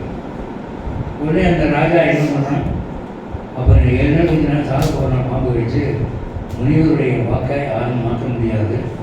சரி, இந்த 7 நாள் நான் எப்படி வாழ்ந்தா 8வது நாள் நான் நன்றிக்கு அடைவேன் என்று கவலைப்பட்டது. முனிவர்கள் என்ன சொன்னார்கள், இந்த 7 நாள் புனிதமான செய்தி காதல். அதுக்கு சுகபிரம்மம் இருக்காரு, அவரை கூப்பிட்டு அவங்க அப்பா வியாசர் எழுதின பாகவதத்தை சொல்லுவோம். அந்த 7 நாள் நீ கேட்டீங்கன்னா உங்களுக்கு நன்கதி ஏற்படும் சொல்ல. அந்த 7 நாள் சுகபிரம்மம் இந்த பாகவதம் சொல்கிறார். அவன் கேட்குறான். அதனால் 7ஆம் நாள் முடிவிலே அவன் நன்கதி அடைப்பான். அன்றிலிருந்து பாகவதம் 7 நாள் சொல்கிறதுன்னு ஒரு பழக்கம் ஏற்படுது. இப்போ நான் வந்து ஒரு நாள் தான் பாகவதம் சொல்லியிருக்கிறோம். ஆனால் ஒரு எழுத்து கேட்டாலும் புண்ணியம்னு சொல்லியிருக்கேன். அதனால் இது வேண்டில்லை. இப்போ இவ்வளவும் நான் சொன்னது முன்னுரை தான். அதாவது பாகவதத்தின் சிறப்பு பற்றிய முன்னுரை. நான் ஏன் இவ்வளோ நீட்டி முறைக்கு சொன்னேன்னா, இவர் நம்ம லட்சுமி பூஜை நண்பர், அவர் வந்து கொஞ்சம் அதிகம் பேசுகிறேன்னு சொல்லிட்டு இருந்தார். சாதாரணமாக உகாரியா உகாரின்னு சொல்லுவாங்க, இவர் பேசியான்றாரு, எடுத்து விடுவாங்க அப்படின்னு நான் கொஞ்சம் அதிகமாக பேசினேன். சரி, இப்போ வந்து இவ்வளவு பெருமை உள்ள இந்த பாகவதத்திலே ஒரு லட்சணமாக ஒரு பகுதி நான் சொல்லணும். வெறும் முன்னே என்ன பார்த்துருக்கீங்க, நீங்கள் சினிமாவில் போய் உட்காந்தா நீங்கள் லைஃபாய் சோப்பு வாங்கு, அந்த பேராசூட் தேங்காய் வாங்க வெறும் விளம்பரமாக போட்டுட்டு படம் முடிஞ்சிச்சு போயிட்டு வாங்கன்னா எப்படி இருக்கும். அது மாதிரி இவ்வளோ நேரம் வந்து முன்னுரை தான் நான் சொல்லியிருக்கேன். பாகவதத்துலேருந்து ஒரு பகுதி சொன்னாங்க, நல்லா இருக்கும். பார்த்தேன், இந்த குறைச்ச நேரத்துக்கு ஒரு சின்ன பகுதி எடுத்தேன். மச்சாவதாரம் பற்றி இந்த பாகவதத்திலே சுருக்கமாக காணப்படுகிறது. அதை நான் எடுத்து சொல்கிறேன். அதை கொஞ்சம் கவனமாக இருக்கேன். இந்த அவதாரம் ஆதி அவதாரம். 10 அவதாரங்களில் முதல் அவதாரம் மீன் தான். மச்சாவதாரம், அதுக்கு நல்லா மற்றவரம், அதுக்கு பூர்ணம், அதுக்கப்புறம் நரசிம்மம், பரசுராமர், வராகம் எல்லாம் பின்னதான். முதல் அவதாரம் மச்சம் மீன் தான். அதை பற்றி பரீட்சித்து முன்னு அந்த 7 நாள் சுகபுரத்தை கேட்குறான். அதை சொல்லுங்க, இதை சொல்லுங்கன்னு. ஒரு நாள் என்ன கேட்குறான்னா, பிரம்மரிஷியே, இந்த மாதிரி மீன் பிறவி என்பது அறிவிப்பானது, சமோகுணமானது, பொறுக்க முடியாத நாற்றம் உடையது. அந்த பிறவி ஏன் பெருமாள் எடுத்தார் அப்படின்னு நீங்கள் நல்லா கவனிக்கணும். மீனை பற்றி சர்டிஃபிகேட் கொடுக்குறோம். அது பரீட்சித்து குமாரன் என்ன, மீன் பிறவி மகா அறிவிப்பானது. இதில் என்ன அறிவிப்பானது அப்படின்னா, நீங்கள் சிட்டி பஸ்ஸில் பிரயாணம் பண்ணிக்கிறீங்க பட்டணத்தில், திடீர்னு ஒரு பொம்பளை ஒரு கூடு நிறையா மீனை கொண்டு வச்சுருக்கேன் நடுவில். அது மீன் மார்க்கெட்டுக்கு போய்கிட்டு இருக்கு. கொஞ்சம் நேரத்தில் எல்லாரும் என்னது என்னமோ நாடுது உங்களை மீன் குடையை கொண்டு வச்சுருக்கு கண்டக்டர், இந்த மீன் குடையெல்லாம் ஏறுறீங்களே, நாங்கள்லாம் பஸ்ஸில் பிரயாணம் பண்ணுறதா இல்லையா? ஒன்று மீன் ஏறணும், இல்லை நாங்கள் ஏறணும், 2 ஒன்று செய்யுங்க. ரயில் விட்டிங்கன்னா தனி வேகன் மீனுக்குன்னு ஒதுக்கிடுவான். நீ கருவாடை கூட வைங்க, யார் என்ன சொல்ல போகிறாங்க? பொதுமக்கள் போகிற இடத்துல எதுக்கு மீன் வைக்கிறாங்க? மீன் அவ்வளவு துர்நாற்றம் உடையது. அது தமோ குணம் உடையது. தமோ குணம் என்றால் சட்டம் ரஜி சமசென்ற 3 குணங்களிலே மோசமான குணம் தமோ குணம். அறிவை பந்தப்பட்டது, மோசமான அறிவு, அது தமோ குணம் சொல்லி. இப்போ ஒரு சிங்கம் மீனை அடித்து மானை அடித்து சாப்பிடும். ஆனால் சிங்கம் இன்னொரு சிங்கத்தை சாப்பிடும். ஒரு புலி முயலை சாப்பிடும், இன்னொரு புலியை சாப்பிடும், தனியினத்தை சாப்பிடும். ஆனால் மீன் இருக்க தனியினத்தையே சாப்பிடும். பெரிய மீன் சின்ன மீனை சாப்பிடும். இந்த துர்குணம் உடையது அந்த பிராணி. அதனால புத்தியே ரொம்ப மந்த புத்தி, துர்நாட்டம், உடம்பு பயங்கரமான துர்நாட்டம் உடையது. அதை சாப்பிட்றவங்களுக்கு அறிவு மணி. எனக்கு தெரிஞ்சு சிதம்பரத்தில் ஒரு ஐயர் டியூஷன் சென்டர் வச்சுருக்கேன். அதாவது பரீட்சையில் ஃபெயிலாக போனோம்னா அங்கே ஜாயின் பண்ணி படிப்பாங்க. ஏன் ஜாயின் பண்ணுறாங்கன்னா, அவருக்கு ஒரு ராசி, அவங்க ஜாயின் பண்ணி நினச்சி பாஸ் ஆகிடலாமா அப்படின்னு. அப்போது அந்த டியூஷன் சென்டரில் படிக்கிற ஒரு பையனை கூப்பிட்டு நான் கேட்டுக்கிறேன். ஏன்னா நான் ஒரு டியூஷன் சென்டர் வச்சுருக்கேன் நிறைய சொல்லுங்கள். அதனால அதெல்லாம் பசங்க அறிய போகிறாங்க, என்ன ரகசியம் அப்படின்னு. அவர் கணக்கு மட்டும் தான் இருப்பார். நான் இங்கிலீஷ் லிட்ரேச்சர் கணக்கு அப்போ அவர் என்ன சொல்லுவான், ஒழுங்காக பாடம் சொல்லி கொடுப்பாருங்க.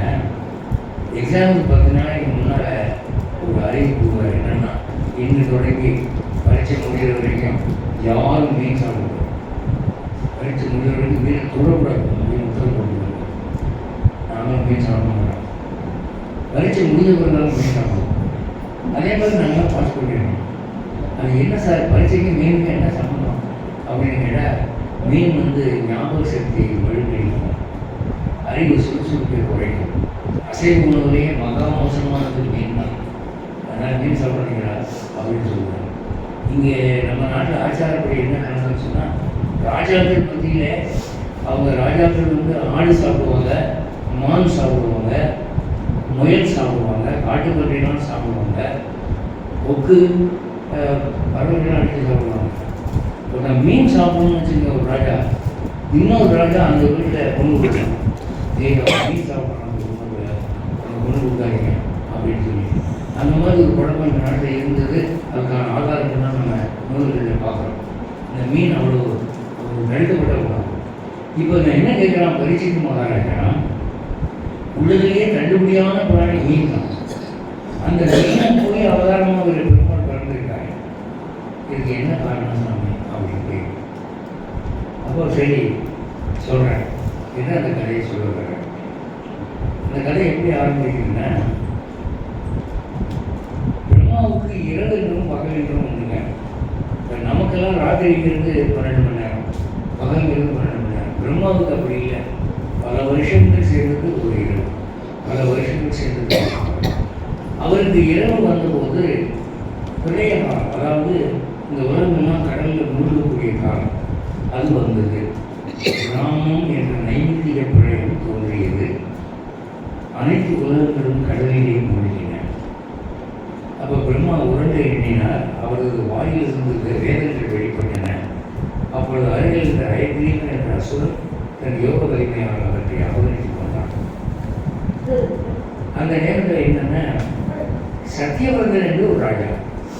இவன் எந்த நாட்டுக்கு ராஜா, எந்த ஊருக்கு ராஜான்னா தமிழ்நாட்டில் மதுரைக்கு ராஜா. அவன் என்ன பண்ணுறான், வைகை கரையில் நின்றுட்டு அந்த வைகை நீர் தண்ணீர்களுக்கு அருகே சூரியன் காயத்தை சொல்லி அருகே கொடுக்குறான். வைகைக்கு சம்ஸ்கிருதத்தில் திட்டமாலான்னு பேர். அந்த மாதிரி நீர்க்கடல் செய்து கொண்டிருக்கும்போது அவனுடைய கூப்பிய கையிலிருந்து ஒரு சிறு மீன் வெளிப்பட்டது. ஒரு சின்ன மீன். அவன் தண்ணி எடுக்கிற போது தண்ணியிலே ஒரு மீன் வந்துருக்கு. அப்போ அதை பார்த்துட்டு மீன் வெளியே கீழே போட்டான் தண்ணியில். அப்புறம் பாருங்க, தமிழ்நாட்டிலே பாண்டிய தேச மன்னனாகி அது சத்தியவர்தன். சம்ஸ்கிருதம் படித்தேன், தமிழில் படித்தேன், சம்ஸ்கிருதம் படிக்கிறேன் பாருங்க. திரவிடேஸ்வரா திராவிட நாட்டினுடைய மன்னனாகிய சத்தியவர்தன். இப்போ வடகரிகாரம்லாம் சேர்ந்து தமிழ் அங்கரான்னு சொல்கிறாங்க. இதை எழுதுனே வடகரிகாரன். அவன் என்ன சொல்கிறான், அவதாரங்களிலே முதல் அவதாரமாகிய வச்சாவதாரம் மதுரையில் தான் நடந்தது, தமிழ்நாட்டில் தான் நடந்தது, தமிழ் ராஜாவுக்காக நடந்தது. அதை அவன் சம்ஸ்கிருதத்தில் எழுதி வச்சுருக்கான். அதை நீங்கள்லாம் புரிஞ்சுக்கணும். அப்புறம் அதில் என்ன ஆச்சுன்னா, என்ன மீன் வந்துருக்குன்னு சொல்லிட்டு அந்த மீன் எடுத்து தண்ணிக்குள்ளே போட்டான். அந்த மீன் என்ன பண்ணிச்சு, மனிதன் பேசியது போல பேசிச்சு. மனுஷன் பேசுகிற மாதிரி வார்த்தைகள் அவன் காதல் விழுந்தது. என்ன விழுந்தது, உன்னை தேடி கஷ்டப்பட்டு வந்து உன் கைக்கு வந்து சேர்ந்தேன், நீ என்னை திரும்ப ஆற்றுல விட்டியப்பா, ஆற்றுல பெரிய மீன்லாம் சின்ன மீனை சாப்பிட்டேன் அப்படின்னு இதெல்லாம் ரொம்ப இருக்கேன் எடுத்து என் கமண்டலத்துக்குள்ளே போட்டான். கமண்டலத்தில் போட்டால் என்னாச்சுன்னா, கொஞ்ச நேரத்துக்குள்ளே அது கமண்டலத்துக்குள்ளே அவ்வளோ பெரிய மீன் அதை மாறிடுச்சு. கொஞ்சம் நேரத்துக்குள்ள உடனே அவன் என்ன பண்ணுறான், கமண்டலத்தில் எடுத்து குளத்தில் போட்டான். குளம் நிரம்பிடுச்சு. குளம் பக்கத்தில் மீன். உடனே அதுலேருந்து எடுத்து ஒரு பெரிய ஏரியில் போட்டான். அந்த ஏரியில் இருந்து விட்டது. அந்த ஏரி பக்கத்தில் அந்த மீன் எல்லாம் ஒரு நேரத்தில் நடக்குது. பார்த்தா என்ன ஒரே ஆச்சரியமாக இருக்கு என்று சொல்லி அதை எடுத்து கடலில் போட்டான். கடலில் போட்டால் ஒரு பகல் பொழுதிலே 400 யுவதனை நீளம் அது வளர்ந்தது. கடலே நொம்பி போச்சு. பார்த்தான், இது சாதாரண மீன் இல்லை, இது ஏதோ அமானுஷமான வேலைகள் நடந்துருக்கு, நம்ம மீன் நினச்சிக்கிறோம் அப்படின்னு சொல்லி அவன் பேசுகிறான். ஓ மீன் போல் தோற்றம் படிக்கும் தெய்வமே, இந்த உலகத்தையெல்லாம் படைத்து காத்து ஒடுக்கும் புருஷோத்தமன் தான் காரணம். தங்களை நான் வணங்குகிறேன், தங்களை நான் சரணடைகிறேன். தாங்கள் யார், எதற்காக விளைவிக்கிறீர்கள் அப்படின்னு கேட்கணும். அப்போது அந்த மீனமாய் வந்த நரசிம்மூர்த்தி, அதாவது நாராயணன் பதில் சொல்கிறான்னா, பகைகளும் சீலனே, இன்று தொடங்கி 7வது நாள் பூலோகம் புகழ்லோகம் சொல்லோகம் என்னும் 3 உலகங்களும் பழைய கால பெருங்கடலில் மூழ்கப் போகின்றன. இந்த உலகம் முழுக்க பழைய வெள்ளத்திலே அமிழ்த்து விடும். அப்போ நீ என்ன பண்ணணும், சகல ஜாதி உயிர்களிலும் ஒன்றொன்று உதாரணத்துக்கு சாம்பிள் எடுத்து அதையெல்லாம் ஒரு பெரிய போட்டில் போட்டு பத்திரப்படுத்துவது.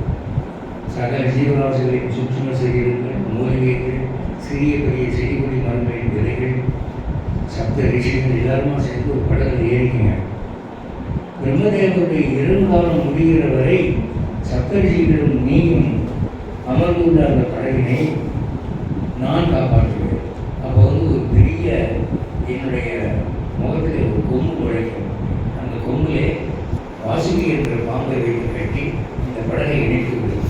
நான் அந்த படகை இழுத்து கொண்டு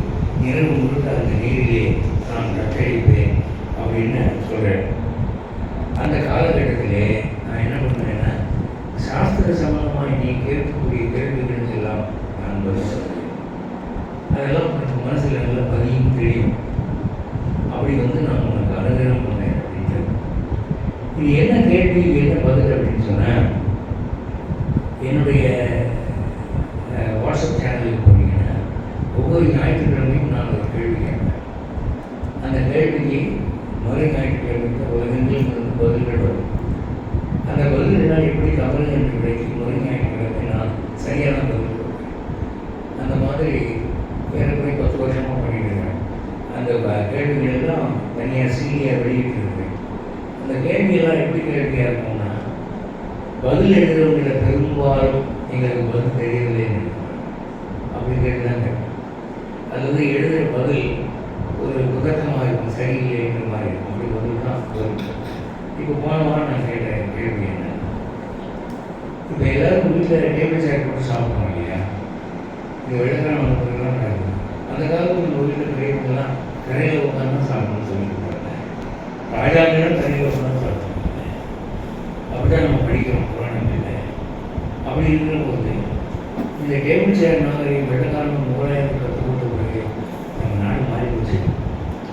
அந்த காலத்திலே பெரியவர்கள் ஏன் தரையிலே அமர்ந்து சாப்பிட சொன்னாங்க? இதான் கேள்வி. இந்த கேள்விக்கு நீங்கள் பதில் எழுதும் அப்படின்னு ஒவ்வொருத்தரும் ஒவ்வொரு விதமாக பதில் எழுதினார். சில பேர் பத்மாசனத்தை அமர்ந்து உண்பதுனாலே உடம்புக்கு நல்லது. பத்மாசனங்கிறது வேறு, சமணம் போட்டு உட்காரங்கிறது வேறு.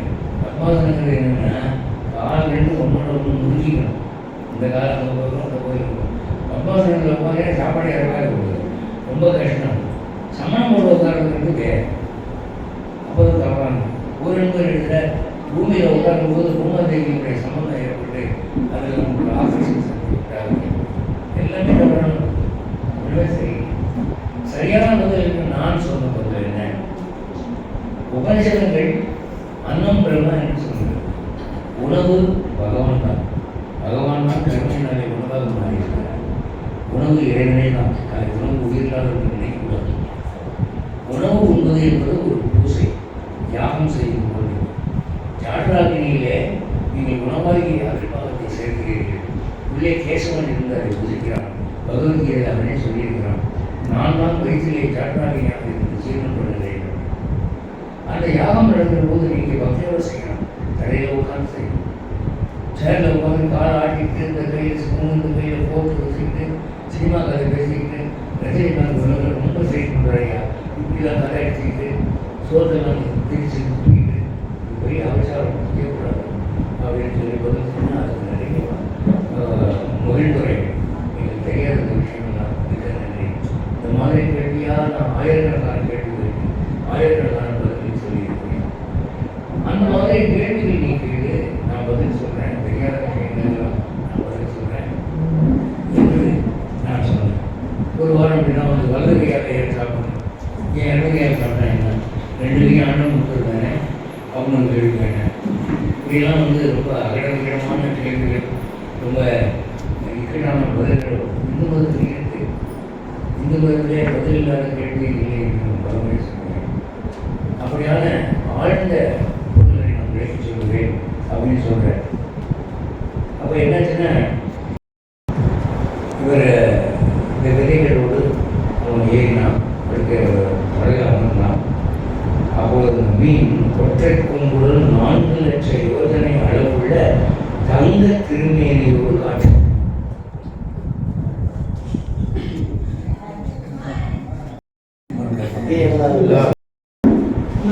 இந்த இடத்துல நரசிம்மூர்த்தியினுடைய திருவுருவ அமைப்பை பற்றி சொல்றேன்.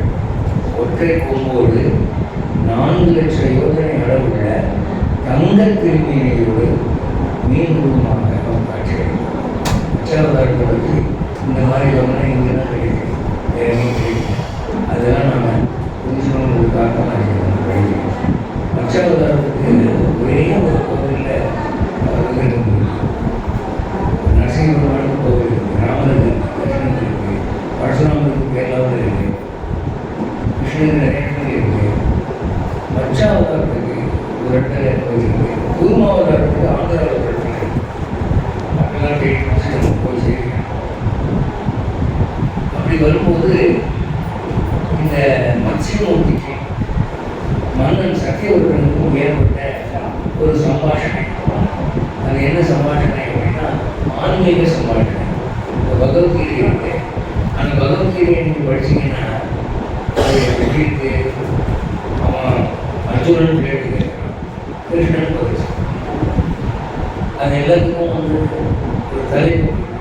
பகவத்கீதையினுடைய முதல் அத்தியாயம் விஷாத யோகம்.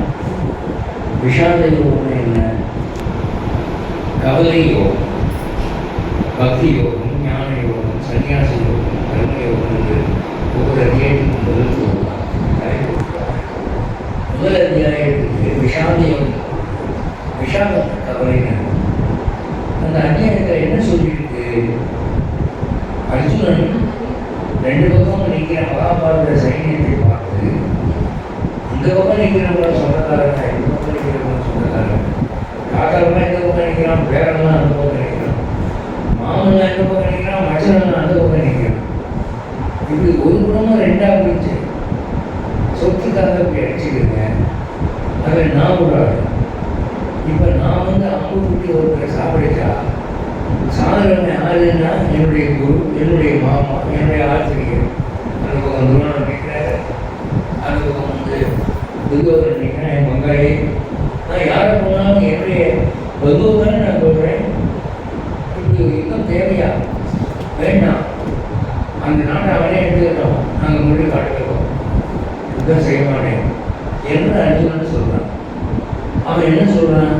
பிரமதீயமான என் புத்தி அப்படியே மயக்கத்தினாலே சுழல்கிறது. என்ன செய்யறது, என்ன செய்யக்கூடாதுன்னு ஒன்றுமே புரியல கிருஷ்ணா. என்னை ஏன் இப்படி ஒரு பாவ செயலுக்கு நீங்கள் நடக்கிற? நீயே வந்து தேவைப்பட, நீயே அடினாங்க.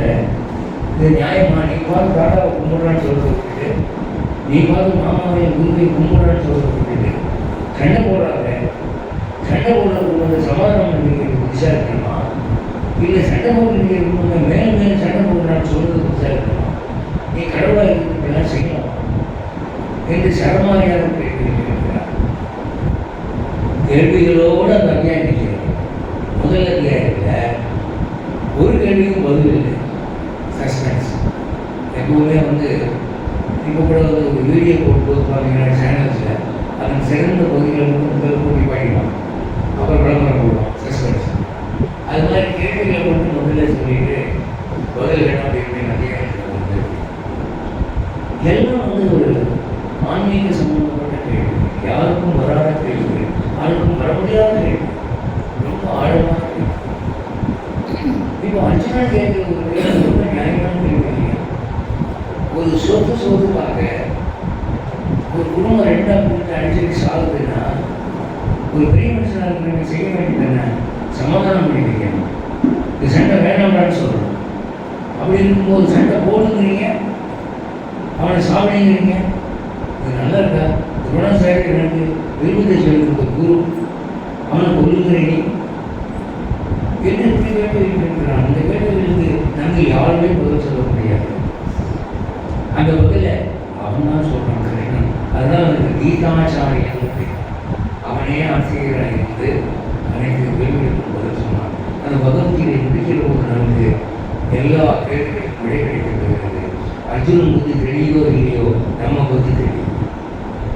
சரி, இதுதான் செய்யணும், இது செய்யக்கூடாது என்று தெளிவாக இருக்கு. ஆனால் ஒவ்வொரு ஸ்லோகமும் எப்படி இருக்கு? ஆழமான அர்த்தமுள்ளதாக இருக்கிறது.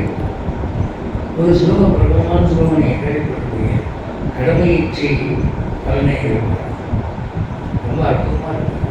இப்போ நான் என்ன சொல்கிறேன், கவர்மெண்ட்டில் வேலை பார்க்குற கவர்மெண்ட் சர்வெண்ட்டை போய் ஐயா மாதம் மாதம் வேலை செய்யுங்க, 1ஆம் தேதி சம்பாதிக்கணும், கடமையை செய் பலனை எதிர்பாராது அப்படின்னு சொல்லிப்பாங்க. உதவாமல் திரும்பிக்கலாம். எவன் ஒதுவான்னு சொல்லுங்க. கடமையை செய் பலனை எதிர்பாராது அப்படின்னா என்னையா போகிறேன்? அர்ஜுனன் வந்து கிருஷ்ணனை பார்த்து ஏயா என்ன சொல்லியிருக்கிறீங்க? மாதம் பூரா வந்து ஒரு பொங்கல் வீட்டுக்கு வந்து மாவாட்டுக்கு அதுக்கு மாதம் 1ஆம் தேதி யாராவது சம்பளம் கொடுக்கணுமா இல்லையா? கடமையை செய்ய பலனை எதிர்பாராது என்ன சொல்லுறது என்கிற ஒரு கேள்வி வருகிறது. ஆனால் அதுக்கும் அவங்க ரொம்ப சாதுரியமாக பதில் சொல்கிறாங்க. அதுக்கு வியாக்கியானங்கள் எழுதி ராமானுஜர் எழுதியிருக்கார், சங்கராச்சாரியருடைய வியாக்கியானம் இருக்கு, எல்லாரும் ஒரே எழுதியிருக்கிறாங்க. ரொம்ப ஆழமாக ஆச்சரியம்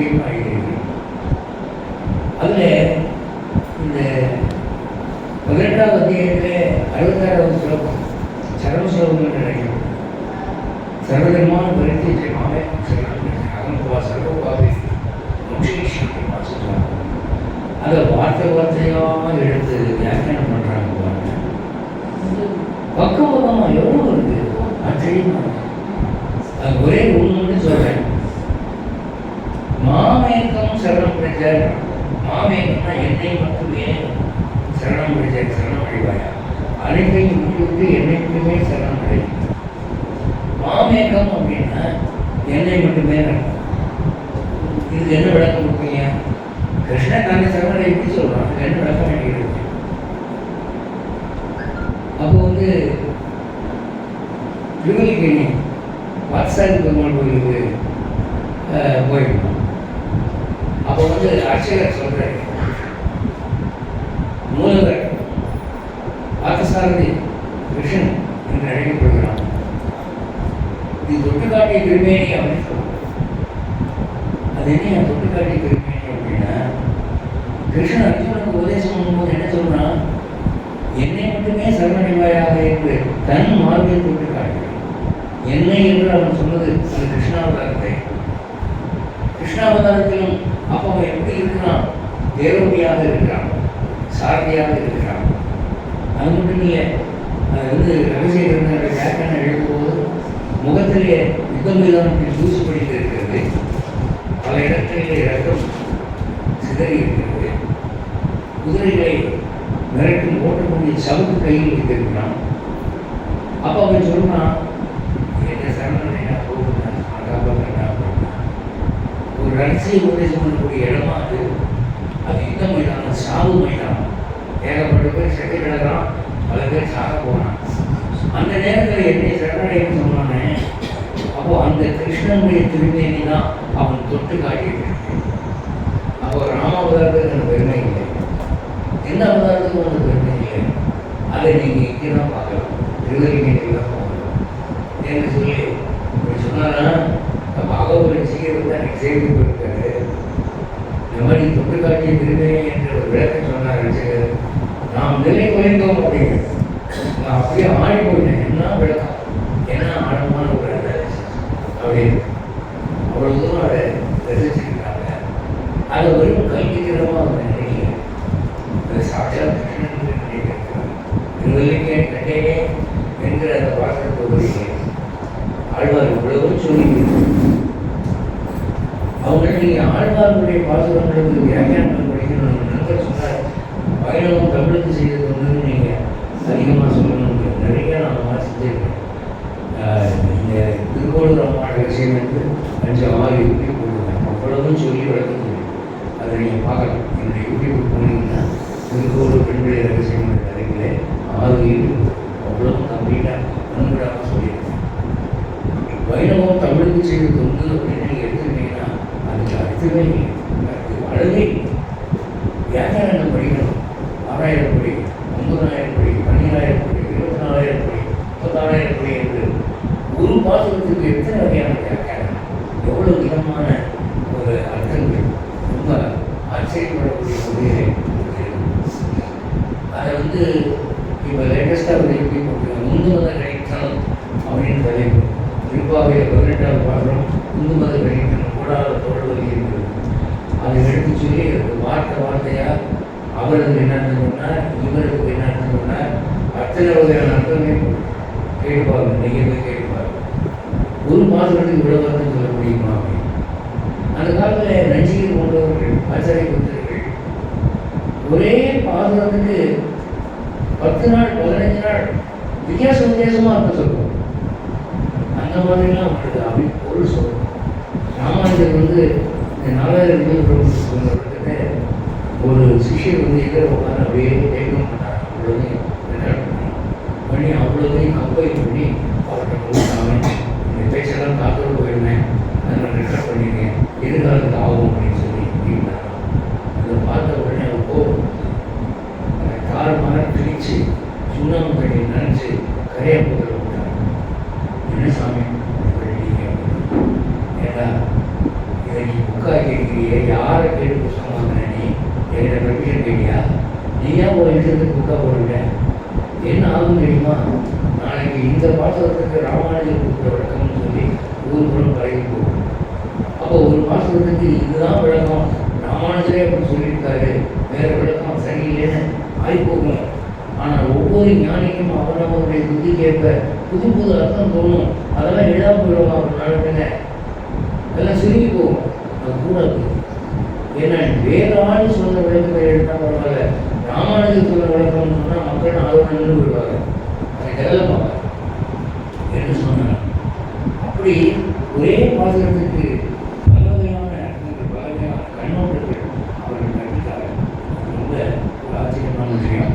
அதெல்லாம் நான் வியாக்கியானத்தில் நடத்தியிருக்கேன். என்னுடைய யூடியூப் சேனலில் பாருங்கள், நூற்றுக்கணக்கான சொற்பொழிவுகள் எல்லாம் பாசுரங்கள் பகலிலேங்கிற பாசுரத்தை மட்டும் எடுத்து ஒரு நேரம் எடுத்துருக்கேன். அதுக்கு என்ன நடக்குங்கள் ஒரு வியாக்கியானத்தில் கொடுத்துருக்கேன். ஏன்னா வைணவம் அழியக்கூடாது. அவங்க கொடுத்த செல்வம் ரொம்ப ஆழமான செல்வம். பூவே சாமிநாதையர் ஒரு நிகழ்ச்சி கொடுத்த பகுதியில் இருந்தேன். கண்டதும் கேட்டதும்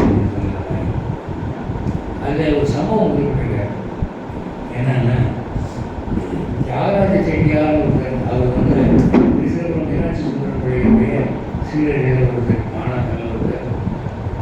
அவர் ஒரு அதிகம் சைவத்தை படிச்சவர். அவர் நல்ல ரூபானதுனால அவரை விட்டு பண்ணியிருக்கிறவங்களுக்கு வியாக்கியானம் எடுத்து சொல்லணும்னு ஒரு ஆசைப்பட்டார். அதனால் டெய்லி காவேரி கரைக்கு பல் வளர்க்க போகும்போது அவர் செட்டியார், நீங்கள் ஒரு வியாக்கியானம் பண்ணியிருக்கவங்களுக்கு எழுதலாம் அப்படின்னாரா. ஓ மாதிரியா அப்படின்னு ஒரு 10 தடவை இந்த மாதிரி கேட்டிருக்காரு. 11ஆவது தடவை அவர் கேட்ட உடனே அவர் கருத்து பிடிச்சாராம், இல்லையா இன்னொரு தடவை இந்த வார்த்தை வாயில் நினைச்சுன்னா இந்த காவிரியாருக்கு பூச்சி அபிஷேகம் விடும் அப்படின்னு இன்னும் செட்டியார் ஏன் வைணவனுக்கு சமமாக என்னையா எழுத முடியும்? வைணவன் எதை விட்டான்? சம்ஸ்கிருதத்தை விட்டானா, தமிழை விட்டானா, கணக்கை விட்டானா, ஜோசியத்தை விட்டானா, எல்லாத்தையும் படிச்சிருக்கான். ஒரு பாசுரத்துக்கு விளக்கம் கொடுக்கும்போது எங்கெங்கெல்லாம் மேற்கொள் காட்டலாம். நான் அவ்வளோ படிச்சிருக்கேன், எனக்கு அவ்வளோ தெரியுமா? யாத்தியார கட்டாவுக்கு ஈடாக என்ன சொல்லி நீங்களோட ஒப்பிடாது உள்ளாலும் நான் எழுதணும் என்று சொன்னதாகவும் அன்று முதல் அவர் அப்படி விண்ணப்பம் மற்றும் நிறுத்திவிட்டதாகவும் பூவே சாமிநாதையுடைய சொந்த வாழ்க்கையில் இன்னொரு சம்பவம் ஒன்று சொல்லிட்டு நான் நிறுத்தலாம்னு நினைக்கிறேன். அந்த லட்சுமிபுரி அவர்கள் ஆசைப்பட்டவங்க 1.5 மணி நேரம் பேசியாச்சு. இப்போது ஒரு சின்ன சம்பவம் என்னென்னா, பூவே சாமிநாதையே இந்த இளவம்பாடு மாதிரி சின்ன சின்ன கிராமங்களுக்கு போய் வீடு வீடாக நான் உங்களுக்கு தரேன், குடிப்பானையில் ஏதாவது ஏற்றி சொல்லி இருந்தால் கொடுங்க, உங்களுக்கு என்ன ஆக போகுது எனக்கு கொடுத்தீங்கன்னா நான் முக்கா போடுவேன் அப்படின்னு சொல்லி கெஞ்சி கேட்டு பிச்சை எடுத்து வீடு வீடாக ஊர் ஊராக போய் இன்றைக்கி நம்ம லைப்ரரியில் இருக்கிற எல்லா தமிழ் லிட்ரேச்சரும் அவர் தான் அதை கம்பேர் பண்ணார். நம்ம முதல் சிலப்பதிகாரமும் கிடைச்சிருக்கார், திருக்குறளும் கிடைச்சிருக்கார். எல்லாம் போலீஸ் குடிகளாக சிதறி கிடந்தார் பல வீடுகளில். காக்கா விருதுவான இருப்பார், வேறு டிவி பேராக இருக்கும். அவன் படிக்கவும் மாட்டான், மற்றவங்களுக்கு சொல்லிக் கொடுக்கவும் மாட்டான். அந்த ஏடு அப்படியே போயிடும், வீணாக போயிடும். அதனால இப்படி காசு ஆசை காட்டி இந்த ஓலை சுவடிகளெல்லாம் கலெக்ட் பண்ணார். அப்படியே கலெக்ட் பண்ணி அதெல்லாம் புக்காக போட்டார். அப்படி போடும்போது அதை படித்து பார்ப்பார், அதனுடைய அர்த்தங்களை தெரிஞ்சு ரொம்ப ரசிப்பார். அப்படி வரும்போது வைணவ இலக்கியத்திலே ஒரு சொல் வந்தது. என்ன அப்படின்னா, கும்மாயம் சுவைபட இருந்தது. கும்மாயம் சுவைபட இருந்தது. கும்மாயம் அது என்னது? அது என்ன பாட்டா, நாடகமா, இலக்கியமா, இன்னும் புரியலையே அப்படின்னு தனக்கு தெரிந்த ஆசிரியர்கள் எல்லாரையும் கேட்டார். வைஷ்ணவ ஸ்காலர்ஸ் எல்லாம் கேட்டார், தெரியல. அப்போ ஒரு ஆழ்வார் திருநதிக்கு போயிருக்கேன், இந்த ஓலைச்சுவடி கலெக்ஷன். அப்போ நம்மாழ்வார் எதில் வர திருநீதி கொடுப்பார். ஆழ்வாரே ஒரு விண்ணப்பம், நான் ஒன்றும் காசு கேட்கல, புதுப்படி கேட்கல, ஒன்றும் கேட்கல. இந்த கும்மாயங்கிற வார்த்தைக்கு அர்த்தம் தெரியல, யாரும் சொல்றது ஆளுநர் இருக்குது, தெரிஞ்சால் தேவை வந்து அறிக்கை இருக்கு அப்படின்னு. ஏன்னாச்சு மறுநாள் அவர் கும்பகோணத்துக்கு போக வேண்டிய வேலை இருக்கு. கும்பகோணத்துக்கு போனால் அவர் சாரப்பாடி கோயில் இருக்கிறவங்க மழை பிடிச்சிருக்கு. உடனே சாரப்பாடி கோவிலில் இருக்கக்கூடிய அந்த முதல் கோபுரத்துக்கு கீழே போய் ஒன்றிட்டு மழை அவர் டிவியில் செய்திருந்தார். ஒரு நாள் போய் ஒரு வெளியில் வந்து நின்றுட்டார். அப்போ ஒரு நேரம் கழிச்சு மழை குறைஞ்சது. அப்போ உள்ளேருந்து அர்ச்சகர் வர்றாங்க. அர்ச்சகர் வந்து ஒரு தட்டு நிறையா அன்னைக்கு பெருமாளுக்கு படைச்ச கறி வீடு கட்டி போகிறாங்க, தன் வீடு. அது எடுத்துகிட்டு போகும்போது இவரை பார்த்துட்டு இவர் யாரும் தெரியாதவர் இல்லை, ஆனால் ஐயரும் தெரியுது. ஊனுக்கு போட்டுருக்காரு, இன்னொரு பூசிருக்காரு. என்ன போய் ஐயரே என்ன தெரிவிக்கிறீர், இவ்வளோ பெருமாள் பிரசாதம் வாங்கிக்கலையா அப்படின்னு. அப்படி இவருக்கு போக விஷயம் இல்லை. அப்படின்னு அவர் நல்ல நின்று போய் இன்னைக்கு கும்மாயம் போய் அப்படின்னா என்னது நீங்கள் என்ன சொன்னீங்க, கும்மாயம் அப்படின்னு கேட்குறேன். இந்த போய் நாங்கள் ஓடணும் அது என்னையா கும்மாயம்னா வெள்ளமும் பாசி பருப்பும் கலந்து ஒரு உருண்டை அது போட்டிருக்காரு. இதுதான் கும்மாயமா அப்படின்னு நேற்று நம்மளால் வர கேட்டேன். ஆண்டவரத்தை தெரியல, இன்னைக்கு ரொம்ப போட்டு காமிச்சிட்டாரு. இங்கே வந்து நேரம் பார்த்து மழை வந்து கோயிலில் மாட்டிட்டேன். அந்த நேரம் பார்த்து அர்ச்சகர் கும்மாயத்தை பற்றி சொன்னார். நம்மளோட என்று அவர் சொன்னார் எழுதியிருக்கிறார். அப்படி அந்த காலத்தில் நம்முடைய முன்னோர்கள் இலக்கியத்திலும் ஆன்மீகத்திலும் எவ்வளவு ஆர்வமுள்ளவர்களாக இருக்கிறார்கள், எவ்வளவு தாகமுள்ளவர்களாக இருக்கிறார்கள். அவர்கள் வாழ்வை அப்படி கிடைத்ததுனால்தான் அவங்க நம்ம விட அதிக ஆரோக்கியமாக, அதிக மனநிம்மதியாக, அதிக செல்வத்தோடு எந்த விதமான மனக்குறையும் இல்லாமல் இன்னும் அந்த நிறைவு சொல்றதுக்கு வேணும். அதாவது நாம் பின்னோக்கி போக வேண்டிய காலம் வந்து முன்னோக்கி போயிட்டோம், ஓவராக போயிட்டோம். இது மேலே போனால் மகள் விட வேண்டாம், கொஞ்சம் கவனிக்கணும். போய் குற்றாலத்தை நோக்கி சென்ற நம்முடைய முன்னோர்கள் சென்ற பாதையை நாம் பின்பற்ற வேண்டும் கூறி இந்த அரிய வாய்ப்பை நமக்கு நல்கிய லட்சுமிக்குரிய அவருடைய குழுவினருக்கும் கௌசல்யா அவர்களுக்கும் அருணாவதி அவர்களுக்கும் இதுவரும் உண்மையாக நான் இளவம்பாடி மக்கள் இவ்வளவு நேரம் உட்கார்ந்துருப்பாங்க நான் எதிர்பார்க்கிறேன். நான் ஆரம்பித்து 10வது வருஷத்துல காலி நாட்காக இருக்க போகுது, மனசை நம்ம ஏற்படுத்திக்குவோம் அப்படின்னு தான் வந்தேன் நான். ஆனால் அதுக்கு அவசியம் ஏற்படலை. எனவே உங்கள் அன்புக்கும் ஆதரவுக்கும் நன்றி கூறி 7 நிறுவனங்களுக்குமாக மீண்டும் ஒருவரை சந்திப்போம் கூறி விடைபெறுகிறேன். ஜெய்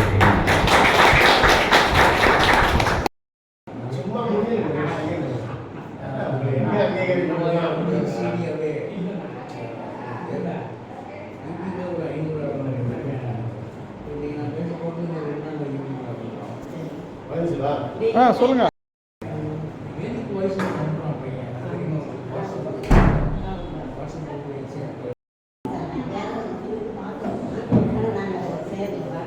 ராஜேந்திரன்